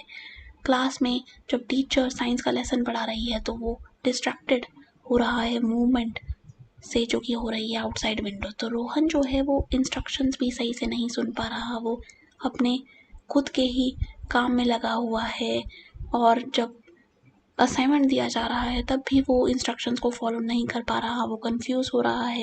तो यहाँ पर इम्पल्सिविटी देखने को मिलती है, यानी ऐसे एक्शंस जिसमें पर्सन सोचता नहीं है कि उसे क्या करना चाहिए क्या नहीं, वो कर देता है बस बिना कॉन्सिक्वेंसेस को जाने समझे, ठीक है। तो वो क्या करता है रोहन, कि वो इम्पल्सिवली अपनी सीट से उठ जाता है, इधर उधर घूमता है, दूसरों के क्लासमेट्स के डेस्क पर टैप करता है, स्पीक करता है आउट ऑफ टर्न। उसकी टीचर जब उससे बोलती हैं कि बैठ जाओ, तो वो उतना ध्यान से सुनता नहीं है, वो अपनी चेयर पर बैठा हुआ कॉन्स्टेंटली मूविंग कर रहा है, फिडजेट करता है, हाथों को देखता रहता है, हिलाता रहता है, मूवमेंट बहुत ज़्यादा है, स्टिल नहीं रह पाता, अपना डेस्क छोड़ देता है, फोकस नहीं कर पाता। तो आप अगर इस चीज़ को ध्यान से पढ़ो तो आपको तीन तरीके की चीज़ें दिखेंगी, जो कि है अटेंशन से रिलेटेड इश्यूज, हाइपर एक्टिविटी, इधर उधर भागना दौड़ना, स्टिल नहीं रह पाना, इम्पल्सिविटी, ऐसी चीज़ें करना जिनके कॉन्सिक्वेंसेस बाद में आप देख सकते हो और रिग्रेट कर सकते हो। दूसरा डिसऑर्डर जो आता है उसे हम कहते हैं ऑटिज्म स्पेक्ट्रम डिसऑर्डर, ये है ASD। तो यहाँ पर जो इम्पेयरमेंट होती है, मतलब जो परेशानी होती है, वो होती है सोशल इंटरेक्शन में। लोगों से बात करने में दिक्कत होती है, कम्युनिकेशन की स्किल्स डेवलप नहीं हो पाती, बिहेवियर्स कुछ एक पर्टिकुलर तरीके के रहते हैं, ठीक है, इंटरेस्ट एक पर्टिकुलर तरीके के रह सकते हैं। तो यहाँ पर पर्सन को बहुत ज़्यादा डिफ़िकल्टी होती है अपने रूटीन में चेंजेस को एक्सेप्ट करने में। जब बच्चे का रूटीन थोड़ा सा डिस्टर्ब कर दिया जाता है या हो जाता है किसी कारण के वश, तो यहाँ पर बच्चा इतना ज़्यादा डिस्ट्रेस महसूस करता है कि उसे प्रेफरेंस होती है कि उसका जो रूटीन है वो वैसा ही रहे जैसा चलता आ रहा है, तो रूटीन में चेंजेस वो नहीं एक्सेप्ट कर पाता। अब बच्चे जो हैं वो क्योंकि इतनी सारी चीज़ें एक्सपीरियंस कर रहे हैं, वो डिफ़िकल्टी एक्सपीरियंस कर रहे हैं सोशल इंटरेक्शन में, कम्युनिकेशन में, उसके जो इंटरेस्ट हैं वो बहुत ही रिस्ट्रिक्टेड है और उसकी जो रूटीन की डिज़ायर है वो भी बहुत स्ट्रॉन्ग है। तो ऐसे में ऐसे बच्चों को जो है वो इंटेलेक्चुअल डिसेबिलिटी यहाँ देखने को मिलती है। पर्सन अपने टास्क को, अपने गोल्स को अच्छे से नहीं पूरा कर पाता, जैसे कि हो रहा है मीरा के केस में। मीरा जो है वो प्रेफर करती है अलोन रहना, अलोन प्ले करना, वो ग्रुप नहीं ज्वाइन करती, वो लाइन अप करती है टॉयज़ को एक स्ट्रेट लाइन में। तो ये है एक स्टीरियोटिपिकल बिहेवियर, एक रिपीटेटिव बिहेवियर, एक ऐसा बिहेवियर जो कि बहुत ही ज़्यादा रिस्ट्रिक्टेड है, ठीक है। देन उसकी टीचर जब अप्रोच करती है तो she doesn't make eye contact. एक और साइन, हम अपनी जब सोशल बॉन्डिंग बनाते हैं तो हम ये करते हैं, लेकिन बच्चे जिनके सोशल इंटरेक्शन में प्रॉब्लम है वो ये चीज़ नहीं करते, तो आई कॉन्टैक्ट नहीं अच्छा कर पाते। She also repeats the same phrases she hears on TV. तो यहाँ पर एक और सिम्टम हमें देखने को मिलता है कि रिपीटेशन होती है फ्रेजेस की। एक ही वर्ड बच्चे बोलते रहेंगे, वही दोहराते रहेंगे, अपने आप को थर्ड पर्सन की तरह वो एड्रेस करेंगे, तो अपने रूटीन में चेंजेस भी वो सहन नहीं कर पाते। उसके अलावा मूवमेंट में भी प्रॉब्लम होती है, तो यहाँ पर फ्लैपिंग देखने को मिलती है। बच्चे अपने हाथ ना एक अलग से तरीके से हिलाते रहते हैं, अपनी कमर को आगे पीछे करते रहते हैं, कुछ ना कुछ मूवमेंट यहाँ पर जो है वो होती रहती है, अपने टोस पर चलते हैं। तो ये सारी चीज़ें जो हैं वो मीरा करती है और ये आते हैं ऑटिज्म स्पेक्ट्रम डिसऑर्डर के अंदर, ठीक है। बात करते हैं इंटेलेक्चुअल डिसेबिलिटी की। आईक्यू जो है वो 70 के अराउंड या उससे बिलो रह सकता है। आईक्यू कम होने की वजह से पर्सन के जो बिहेवियर्स थे उनमें चेंजेस आएंगे, तो वो वाले बिहेवियर्स जो कि अडेप्टिव होते हैं, यानी जो उसकी सर्वाइवल के लिए ज़रूरी हैं, ऐसे एरियाज़ जो कि ज़रूरी हैं, यानी सेल्फ केयर, कम्युनिकेशन, होम से रिलेटेड, लिविंग से related, interpersonal skills, academic skills, work से रिलेटेड काम, तो यहाँ पर ये सारी चीज़ें पर्सन की इन्फ्लुएंस्ड हो जाती हैं नेगेटिवली, उनमें कमी देखने को मिलती है। और ये वाली जो डिसेबिलिटी है वो होगी 18 ईयर्स ऑफ एज से पहले मैनिफेस्ट। तो यानी पर्सन का आईक्यू होगा 70 या उससे कम, उसको बिहेवियर्स करने में जो कि ज़रूरी हैं, बहुत सारे एरियाज़ मैंने आपको यहाँ बताए, लेकिन वहाँ पर एब्सेंस या फिर कमी देखने को मिलती है कुछ बिहेवियर्स में, और ये होना चाहिए 18 साल से पहले। तो यानी डेवलपमेंटल पीरियड के दौरान ही ये सिम्टम्स दिखने चाहिए पेरेंट्स को बच्चे में। एंड्रयू की बात करें तो वो क्या क्या करता है, वो सिंपल कॉन्सेप्ट्स को नहीं गेन कर पाता, उनकी अंडरस्टैंडिंग को उसके जो क्लासमेट हैं वो आसानी से समझ जाते हैं। बेसिक एडिशन, अपने जूतों को टाई करना, ये एक एक्टिविटी हो सकती है जिसको करने में एंड्रयू को परेशानी हो और उसको एक्स्ट्रा हेल्प की ज़रूरत पड़ती है। ऐसे टास्क में भी उसको अपने पेरेंट्स की हेल्प लेनी पड़ती है जो कि बच्चे अपने आप कर लेते हैं। तो ये है अडेप्टिव बिहेवियर, यानी सेल्फ केयर से related, brushing teeth, getting dressed, ठीक है। वो चेयरफुल तो रहता है, लेकिन वो ऐसे गेम खेलता है जो कि मोर सूटेड होते हैं यंगर चिल्ड्रन के केस में, और यहाँ पर सोशल इंटरेक्शन भी उतना नहीं है, तो कम्युनिकेशन की स्किल्स जो है वो उतनी एडवांस नहीं जा पा रही, क्योंकि इंटेलेक्चुअल फंक्शनिंग जो है वो यहाँ पर नेगेटिवली इम्पैक्ट हुई है इस डिसेबिलिटी की वजह से। बात करते हैं स्पेसिफिक लर्निंग डिसऑर्डर की, तो यहाँ पर बच्चा जो है वो डिफ़िकल्टी एक्सपीरियंस कर सकता है प्रोसेस करने में इन्फॉर्मेशन को और परसीव करने में। तो दो चीज़ें हो रही हैं, मान लो ये इन्फॉर्मेशन है जो इस बुक में है, ठीक है, इसको ये चीज़ पढ़नी है, तो यहाँ पर अगर वर्ड्स लिखे हैं जिसमें डी और बी लिखा हुआ है, तो इस बच्चे को वो चीज़ अलग तरीके से दिखाई देगी, और वो दिखाई अलग तरीके से देगी तो ये पढ़ेगी उसे अलग तरीके से, ठीक है। तो यहाँ पर प्रोसेसिंग भी डिफरेंट होगी और परसेप्शन भी, तो मीनिंग भी डिफरेंट दिया जाएगा। तो दोनों ही चीज़ों में डिफ़िकल्टी होने की वजह से जिस तरीके की रियलिटी है ना, वो पर्सन अपने आप उसको अच्छे से नहीं एड्रेस कर पाता, देख पाता। और ये चीज़ भी हमें अर्ली स्कूल ईयर्स में देखने को मिलती है। प्रॉब्लम पर्सन फेस कर रहा होता है। ये जो डिसऑर्डर है, इसमें कई सारे एरियाज अफेक्ट हो सकते हैं। पर्सन की रीडिंग इन्फ्लुएंस हो सकती है, उसको रीडिंग करने में परेशानी हो सकती है, राइटिंग में हो सकती है, मैथमेटिक्स में हो सकती है। तो डिसलेक्सिया, डिस्कैलकुलिया, ठीक है, वो वाली चीज़ें यहाँ आ जाती हैं। डिसलेक्सिया में पर्सन को रीडिंग डिफ़िकल्टीज होती हैं। ऐसा जब होता है तो पर्सन का जो वो रहता है ना, क्या कहते हैं, परफॉर्मेंस लेवल, वो एवरेज और बिलो एवरेज तक चला जाता है। तो एक ऐसा बच्चा जिसकी परफॉर्मेंस जो है वो एक्सेप्टेबल लेवल पर थी और हो सकती है अगर उसको एडिशनल इनपुट दिए जाए, लेकिन क्योंकि उसको परसेप्शन की प्रॉब्लम हो रही है, प्रोसेसिंग में प्रॉब्लम हो रही है, तो उसका जो परफॉर्मेंस का लेवल है वो गिरता चला जाएगा और उसको डिपेंड रहना पड़ेगा अपनी इन नीड्स को पूरा करवाने के लिए, जो कि हैं अकेडमिक से रिलेटेड। और सोशल एरियाज में भी ये बच्चे थोड़े से पीछे हो जाते हैं। तो बेकी जो है वो ब्राइट गर्ल थी, उसको साइंस अच्छी लगती थी, लेकिन अब वो सिग्निफिकेंटली स्ट्रगल कर रही है रीडिंग में। उसकी टीचर जब उसको बोलती है कि रीड करो अलाउड, तो वो स्टम्बल करती है, मिक्स कर देती है लेटर को, बहुत देर में पढ़ पाती है, बहुत ज़्यादा टाइम ले लेती है सेंटेंसेस को परसीव करने में, मिक्स कर देती है वर्ड्स को। तो बी और टी, मिररिंग इस चीज़ को बोलते हैं, मिररिंग हो रही होती है यहाँ। तो चीज़ें वैसी नहीं दिख रही जैसी हो रही होती हैं। एंड ये सारी चीज़ें उसकी परफॉर्मेंस को इम्पैक्ट करती हैं। Although she knows the answer, but वो नहीं उस चीज़ को बता पाती, इसकी वजह से उसके कॉन्फिडेंस पर फ़र्क पड़ता है और उसकी सोशल लाइफ, उसकी एकेडमिक लाइफ भी इन्फ्लुएंस हो जाती है। बात करते हैं आर्यन की। तो यहाँ पर ये जो बच्चा है वो रिफ्यूज़ कर देता है रूल्स को फॉलो करना घर में और बाहर अपने स्कूल में। टीचर जब बोलती है, एक पर्टिकुलर डिमांड रखती है, तो वो मना कर देता है। तो यहाँ पर ये रूड बिहेवियर देखने को मिलता है, जो कि काफ़ी ज़्यादा एंगर दिखा रहा होता है। वो अपने पेरेंट्स से भी आर्ग्यू करता है जब उससे वो चीज़ें कहते हैं छोटी छोटी, जैसे अपने टॉयज़ को रख दो उनकी जगह पर।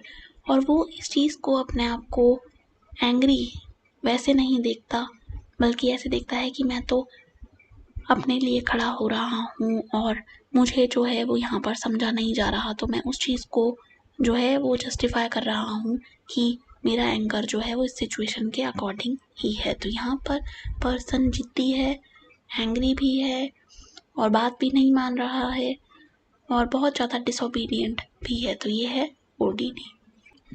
बात करते हैं कंडक्ट डिसऑर्डर की।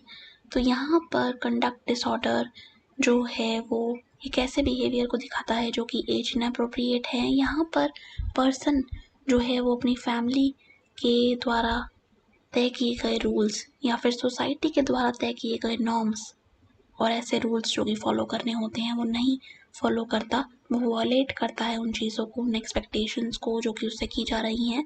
पर्सनल और प्रॉपर्टी राइट जो दूसरों के हैं उसको भी वो हार्म कर सकता है। बहुत ज़्यादा एग्रेसिव यहाँ पर एक्शंस देखने को मिलते हैं। प्रॉपर्टी को डैमेज कर सकते हैं और झूठ बोल सकते हैं, चोरी कर सकते हैं, सीरियस वॉयलेशन यहाँ पर हो सकते हैं, ठीक है। तो अंकित जो है वो अपने आप को ट्रबल में पाता है, अपने स्कूल में ही नहीं बल्कि अपने नेबरहुड में भी। वो बच्चों को जो कि यंगर हैं बुली करता है, उन्हें परेशान करता है, उनकी चीज़ें ले लेता है बिना उनसे पूछे, बिना उन्हें बताए। वेंडलाइज करता है प्रॉपर्टी को, स्क्रैच मार दिया दूसरे की कार पर या फिर धमकी दे दी अपने क्लासमेट को कि तू पिटेगा मुझसे। गेटिंग इनटू फिजिकल फाइट्स, ये तो रहता ही है उसका। एग्रेसिव और हार्मफुल वो यहाँ पर दिखता है और वो ये नहीं समझ पाता कि ये नॉर्म्स हैं, कुछ रूल्स हैं जो उसको फॉलो करने होते हैं अगर उसे सोसाइटी में रहना है एज अ मेंबर। तो वो वाली चीज़ नहीं होती और वो काफ़ी ज़्यादा एंटी सोशल यहाँ पर बिहेव करता है, ठीक है। सो ये है कंडक्ट डिसऑर्डर। तो बात करते हैं एग्रेशन की। एग्रेशन यानी गुस्सा। राज जो है वो ट्रबल एक्सपीरियंस करता है अपने स्कूल में। क्यों? क्योंकि बहुत ही ज़्यादा गुस्से वाला उसका बिहेवियर रहता है। वो अपने क्लासमेट्स को गाली देता है, बहुत गंदी लैंग्वेज का वो यूज़ करता है जब वो फ्रस्ट्रेट होता है। तो यहाँ पर वो दिखा रहा है वर्बल एग्रेशन को, वर्ड्स के थ्रू जो चीज़ें वो कर रहा है वो एग्रेसिव है। यानी नेम कॉलिंग हो सकती है, स्वेरिंग हो सकती है, ठीक है। देन फिजिकल एग्रेशन में यहाँ पर दूसरों को मार देना, उनसे फाइट करना, तो some kind of hitting, fights, shoving other kids when they don't do things his way, तो ये है फिजिकल एग्रेशन। ठीक है। राज का बिहेवियर यहीं पर ही स्टॉप नहीं होता, बल्कि कई बार वो अपने बेस को चेंज कर लेता है दूसरों को हर्ट करने के लिए बिना किसी वजह के। तो यहाँ पर हॉस्टिलिटी देखने को मिलती है कि पर्सन दूसरे को हार्म पहुंचा रहा है, तो उसका जो एग्रेशन है वो डायरेक्टेड है किसी को इंजरी पहुंचाने की तरफ। वहीं प्रोएक्टिव एग्रेशन जो है वहाँ पर वो डोमिनेट और बुली करता है विदाउट एनी प्रोवोकेशन, तो किसी ने उसको भड़काया नहीं, किसी ने कुछ बोला नहीं, और वो बच्चा जो है वो दूसरों को डोमिनेट कर रहा है, उन्हें परेशान कर रहा है, उनकी बुलिंग कर रहा है। ठीक है। सो इसके साथ हमारे जो ये वाले डिसऑर्डर्स थे जिसे हम कह रहे थे disruptive impulse control and conduct disorders, वो होते हैं पूरे। तो अब बात करते हैं ईटिंग डिसऑर्डर्स की। इसे हम बोल सकते हैं फीडिंग एंड ईटिंग डिसऑर्डर्स। तो यहाँ पर खाना जो है वो थीम रहेगा। पर्सन की एक बॉडी इमेज होती है। जब भी हम अपने आप को देखते हैं या इस विचार को सोचते हैं कि मैं अपने बॉडी के साथ कैसा जो है वो रिलेशनशिप रखता हूँ, तो कुछ लोग हो सकते हैं जो अच्छा महसूस करें, क्योंकि उनकी जो पॉजिटिव बॉडी इमेज है वो उन्हें अच्छा महसूस कराती है, वो अपने आप को एक्सेप्ट करते हैं the way they are. But ऐसे लोग भी हो सकते हैं जो अपने आप को अगर शीशे में देखें तो उन्हें वो चीज़ अच्छी नहीं लगती जो वो देख रहे हैं, मतलब कहीं ना कहीं थोड़ा सा नेगेटिव उनका एटीट्यूड होता है towards their own self, towards their own body specifically, कि मैं मोटी लग रही हूँ, मैं तो हाइट छोटी लग रही है, मेरी नाक गंदी लग रही है, मेरा जो फेस है वो अजीब सा लग रहा है। तो यहाँ पर ये चीज़ें ऐसी नहीं होती कि ये वन टाइम हो कि आपने लिपस्टिक लगा ली और वो आपको अच्छी नहीं लग रही और आप बोल रहे हो कि नहीं मैं अच्छी नहीं लग रही। ये होती है चलने वाली काफ़ी टाइम तक कि पर्सन जो है वो उस चीज़ को लेकर बहुत इंफीरियर महसूस कर रहा है, तो वहाँ पर्सन अपने आप से उस चीज़ को हटाना चाहता है। वो चाहता है कि ये चीज़ मेरे पास से चली जाए और मैं इस चीज़ को ट्रांसफॉर्म कर दूँ। तो यहाँ पर बॉडी इमेज जो है वो काफ़ी सारी चीज़ों से कनेक्ट होती है। वो आपके कॉन्फिडेंस से कनेक्ट होती है, वो आपके बिहेवियर से कनेक्ट होती है कि आप ईटिंग कितनी तरह की करोगे, कैसे करोगे। तो सबसे पहला जो डिसऑर्डर है वो आता है हमारे पास एनोरेक्सिया नर्वोसा नाम से। यहाँ पर पर्सन जो है वो अपने आप को ऐसे देखता है कि मैं तो ओवरवेट हूँ। ठीक है। तो जैसे सीमा जो कि 16 साल की लड़की है, वो जब अपने मिरर के सामने खड़ी होती है और अपनी वेस्ट को देखती है तो वो देखती है कि मैं तो बहुत ही ज़्यादा मोटी हो रही हूँ। ठीक है। सो वो अंडरवेट है, लेकिन फिर भी वो ये बिलीव कर रही है कि मैं तो बहुत ज़्यादा मोटी लग रही हूँ, और ये मोटा होना उसको बहुत नेगेटिव फील करा रहा है। ठीक है। तो वो स्किप कर सकती है मील्स, एक्सक्यूजेस बना सकती है ताकि उसे खाना ना खाना पड़े। वो बहुत सारे आवर्स स्पेंड करती है एक्सरसाइज में। उसके पेरेंट्स वरीड होते हैं कि ये क्या कर रही है और ये क्यों ऐसा कर रही है, लेकिन वो ऐसे बोलती है कि मुझे बस थोड़ा सा वजन और घटाना है। तो यहाँ पर पर्सन की बॉडी इमेज जो है वो नेगेटिव है और वो खाने को लेकर रिफ्यूज़ जो है वो कर रहा है, क्योंकि वो अपने आप को बहुत ज़्यादा मोटा हुआ देखता है, और ऐसे में वो लार्ज अमाउंट ऑफ वेट को लूज़ करने के लिए अपने आप को भूखा तक रख सकता है, काफ़ी ज़्यादा, इतना ज़्यादा कि वहाँ पर उसकी लाइफ पर बनी आए और हॉस्पिटल में वो मिले क्योंकि उसने खाना नहीं खाया है काफ़ी टाइम से। बात करते हैं अगले डिसऑर्डर की। इसे हम कहते हैं बुलिमिया नर्वोसा। यहाँ पर इंडिविजुअल जो है वो खा लेगा खाना पहले तो एक्सेसिव अमाउंट में, और उसके बाद मेडिसिन लेकर या फिर कुछ ना कुछ चीज़ लेकर, जिसे हम कह सकते हैं लेक्सेटिव्स एंड ड्यूरेटिक्स, या फिर वॉमिटिंग के थ्रू उस चीज़ को निकाल देगा, क्योंकि जब वो खा रहा होगा खाना तब उसे बहुत ज़्यादा डिस्गस्ट फील होगी, अशेम्ड फील होगा, और जब वो उस चीज़ को बाहर निकालेगा थ्रू वॉमिटिंग या फिर दवाई लेकर तो वो अच्छा महसूस करेगा, रिलीफ महसूस करेगा। तो यहाँ पर रिया जो है वो पहले तो अमाउंट ज़्यादा खा लेती है फूड की जब वो अलोन होती है, आउट ऑफ कंट्रोल ईटिंग यहाँ पर हो जाती है। देन उसके बाद उसे गिल्ट होती है कि यार मैंने इतना सारा खा लिया, एंड देन वो बाथरूम में जाती है और अपने आप को फोर्स करती है कि वो वॉमिट करे। तो यहाँ पर ये जो बिंजिंग और पर्चिंग का जो चीज़ एक साइकिल चलती रहती है वो उसे एग्जॉस्टेड और अशेम्ड फील कराती है, और उसकी बॉडी इमेज जो है वो यहाँ पर नेगेटिव हो जाती है। बात करें बिंज ईटिंग की, तो यहाँ पर हमें देखने को मिलते हैं फ्रीक्वेंट एपिसोड किस चीज़ के, आउट ऑफ कंट्रोल ईटिंग के। बहुत सारा खाना खा रहा है बंदा और यहाँ पर फ्रीक्वेंटली ऐसा हो रहा है, और वो हायर स्पीड में इस खाने को कंज्यूम कर रहे हैं देन नॉर्मल, और तब तक खा रहे हैं जब तक वो अनकंफर्टेबली फुल ना फील करें। और यहाँ पर खाना तब भी खाया जा रहा है जब पर्सन हंग्री नहीं फील कर रहा। तो अब बात करते हैं substance related and addictive disorders की। तो यहाँ पर ऐसे बिहेवियर्स की बात हम करने वाले हैं जिसमें हम ये देखते हैं कि पर्सन को किसी तरीके की लत लग गई है। वो हो सकती है किसी सब्सटेंस की, किसी चीज़ की, हो सकती है शराब की हो सकता है ड्रग्स की हो, कोकेन की हो, या फिर ओपियोइड्स की हो, या फिर टोबैको की हो। कोई भी सब्सटेंस यहाँ पर पर्सन कंज्यूम कर सकता है, और यहाँ पर जब वो कर रहा होता है कंज्यूम, तो वो किसी ना किसी चीज़ या किसी ना किसी सिचुएशन से बचने का कोपिंग मैकेनिज्म भी हो सकता है, या फिर वो ऐसा हो सकता है कि पर्सन उस लत में लग गया और अब उसे पता नहीं है कि मैं इस चीज़ से निकलूं कैसे, और वो वाली लत या जो एडिक्शन है वो उसको बहुत ज़्यादा नेगेटिवली इम्पैक्ट कर रहा है, उसके करियर को, उसके जॉब को, उसकी फैमिली को, उसके अराउंड इन्वायरमेंट को। लेकिन फिर भी पर्सन जो है वो डिफ़िकल्टी एक्सपीरियंस कर रहा है उस चीज़ को कंट्रोल करने में, क्योंकि जो पदार्थ या सब्सटेंस वो ले रहा है उसने उसके शरीर में जो है वो अपना घर बना लिया है। तो ऐसे में वो उस घर को छोड़ने को तैयार नहीं है, और पर्सन का कंट्रोल बार बार यहाँ पर जा रहा होता है, क्योंकि वो सब्सटेंस जो है उसकी डिपेंडेंस यहाँ पर देखने को मिलती है, तभी वो एडिक्शन बना है। ठीक है, तो यहाँ पर सब्सटेंस का लिया जाना पर्सन के थिंकिंग पैटर्न को चेंज कर देता है, फीलिंग्स को चेंज कर देता है, और जैसे वो बिहेव करता है उसे भी चेंज कर सकता है। आई एम श्योर आपने मूवीज़ में देखा होगा कि किस तरीके का बिहेवियर हो जाता है जब पर्सन शराब को कंज्यूम करता है। उसका अपने आप पर, अपने शरीर पर उतना कंट्रोल नहीं रह जाता, वो बैलेंस नहीं कर पाता अपनी बॉडी को, वो अनाप शनाप बातें करता है ना। तो यहाँ पर ये चीज़, ये सब्सटेंस जो कि शायद इस इंटेंशन से नहीं लिया गया था, लेकिन अब जब वो एडिक्शन बन चुका है तब वो कंट्रोल जो पर्सन का है ना वो अब रिड्यूस हो गया है। तो अल्कोहल की बात करें तो जो लोग अल्कोहल यानी शराब को ड्रिंक करते हैं लार्ज अमाउंट में रेगुलरली, और इस चीज़ पर डिपेंड होते हैं ताकि वो सिचुएशंस को फेस कर सकें, तो वो चीज़ उनके लिए प्रॉब्लमेटिक बन जाती है, क्योंकि उनकी जो ड्रिंकिंग की हैबिट बन चुकी है वो उनके सोचने के तरीक़े को, उनके वर्क करने के तरीके को, उनके बिहेवियर को, सोशली जैसा है वो सब कुछ इन्फ्लुएंस कर देती है। सो यहाँ पर ऐसा हो सकता है कि टॉलरेंस आ जाए। टॉलरेंस मतलब पर्सन जितना सब्सटेंस ले रहा है बॉडी उससे ज़्यादा डिमांड करेगी। अब वो चाहेगी कि और दो मुझे, तो यहाँ पर उसको ज़्यादा सब्सटेंस लेना पड़ेगा, ज़्यादा अमाउंट में अल्कोहल पीना पड़ेगा, वही सेम इम्पैक्ट देखने के लिए जो कि पहले होता था कम अमाउंट में। तो बॉडी जो है वो अब टॉलरेंस की स्टेट में है, अब उसे और ज़्यादा मटेरियल चाहिए वही वाले इफ़ेक्ट देने के लिए।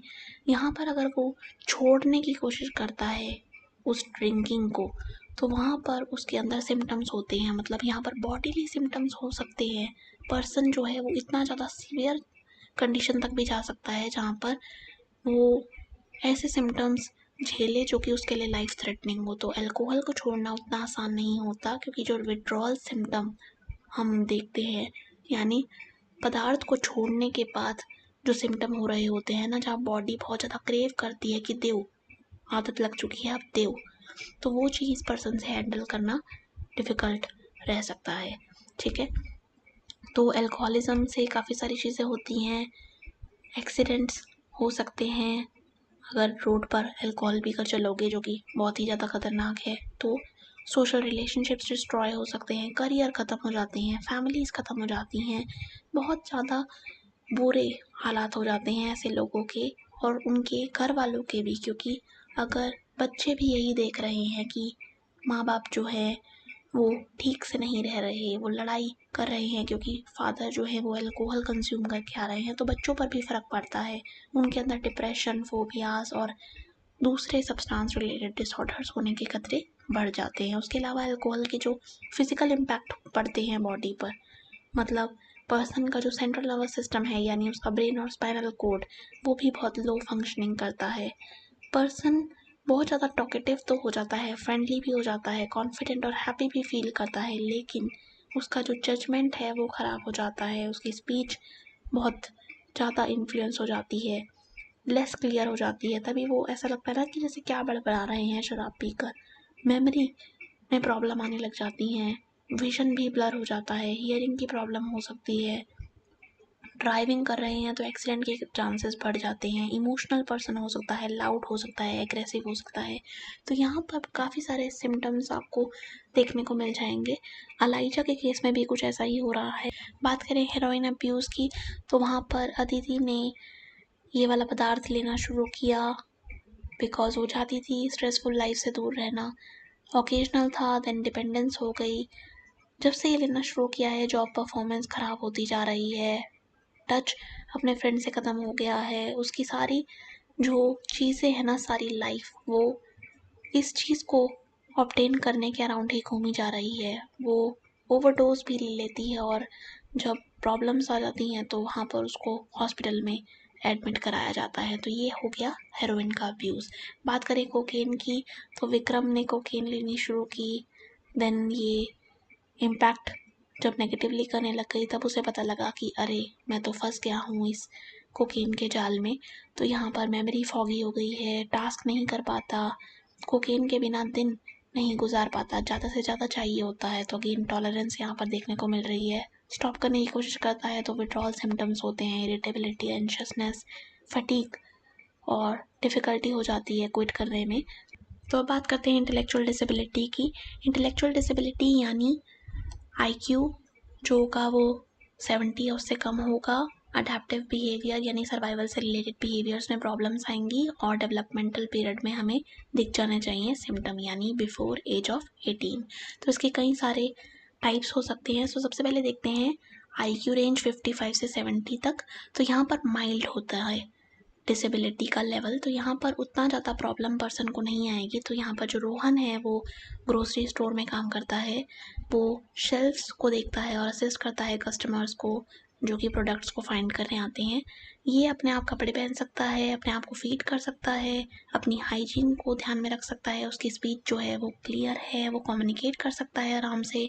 Academically he is able to study 6th grade तक। तो यानी यहाँ पर जो एजुकेशन है वो उतनी ज़्यादा नहीं हो पाई, लेकिन फिर भी है ठीक ठीक, ठीक है। कॉम्प्लेक्स टास्क नहीं कर पाता लेकिन फॉलो कर पाता है बेसिक इंस्ट्रक्शंस को।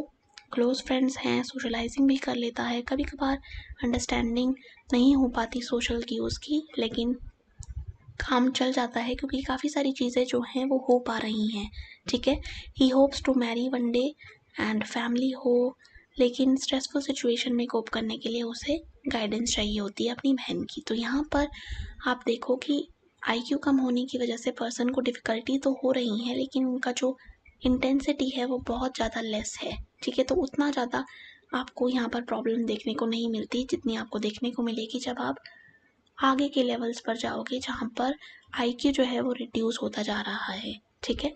तो बात करें लिली की, तो वो जो है वो ट्रेनिंग रिक्वायर करती है। क्यों? क्योंकि वो अपने आप को ड्रेस तो कर सकती है, फीड भी कर सकती है, लेकिन उसको सेल्फ केयर के टास्क करने में प्रॉब्लम होती है। फाइनेंस वो नहीं देख पाती, कुकिंग नहीं कर पाती अपने लिए। यहाँ पर उसकी स्पीच तो क्लियर है लेकिन कॉम्प्लेक्स थॉट को नहीं बता पाती। 2nd ग्रेड तक रहा है। तो यहाँ पर अब क्या हुआ, IQ की रेंज 35 से 55 तक हो गई, ठीक है। अकेडमिक टास्क में प्रॉब्लम होने लग गई। बॉक्स तो पैक कर लेती है लेकिन सुपरविजन चाहिए होता है। She is friendly but she needs help in navigating social situation. Independently नहीं रह पाती, स्ट्रक्चर्ड लाइफ जो है वो उसको चाहिए होती है, ठीक है।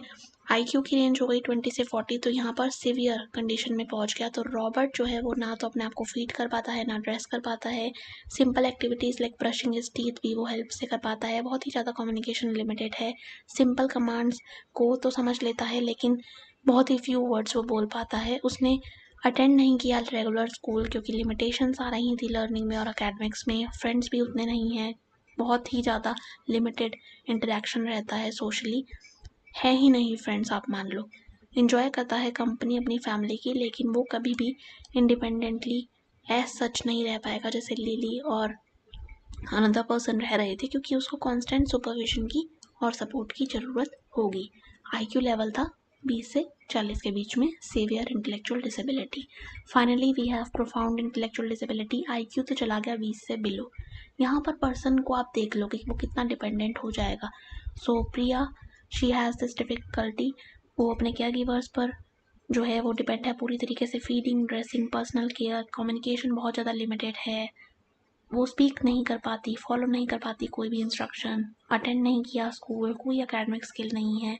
टाइम जो है वो पूरी तरीके से बेड रिटन आप देख सकते हो कि वैसे कट रहा है। कांस्टेंट सुपरविजन की ज़रूरत होती है और हमेशा से वो डिपेंड रहेगी क्योंकि उसका आईक्यू जो है वो बहुत ही ज़्यादा लो है और अडेप्टिव बिहेवियर में मेजर डिफिसिट आपको देखने को मिलेंगे।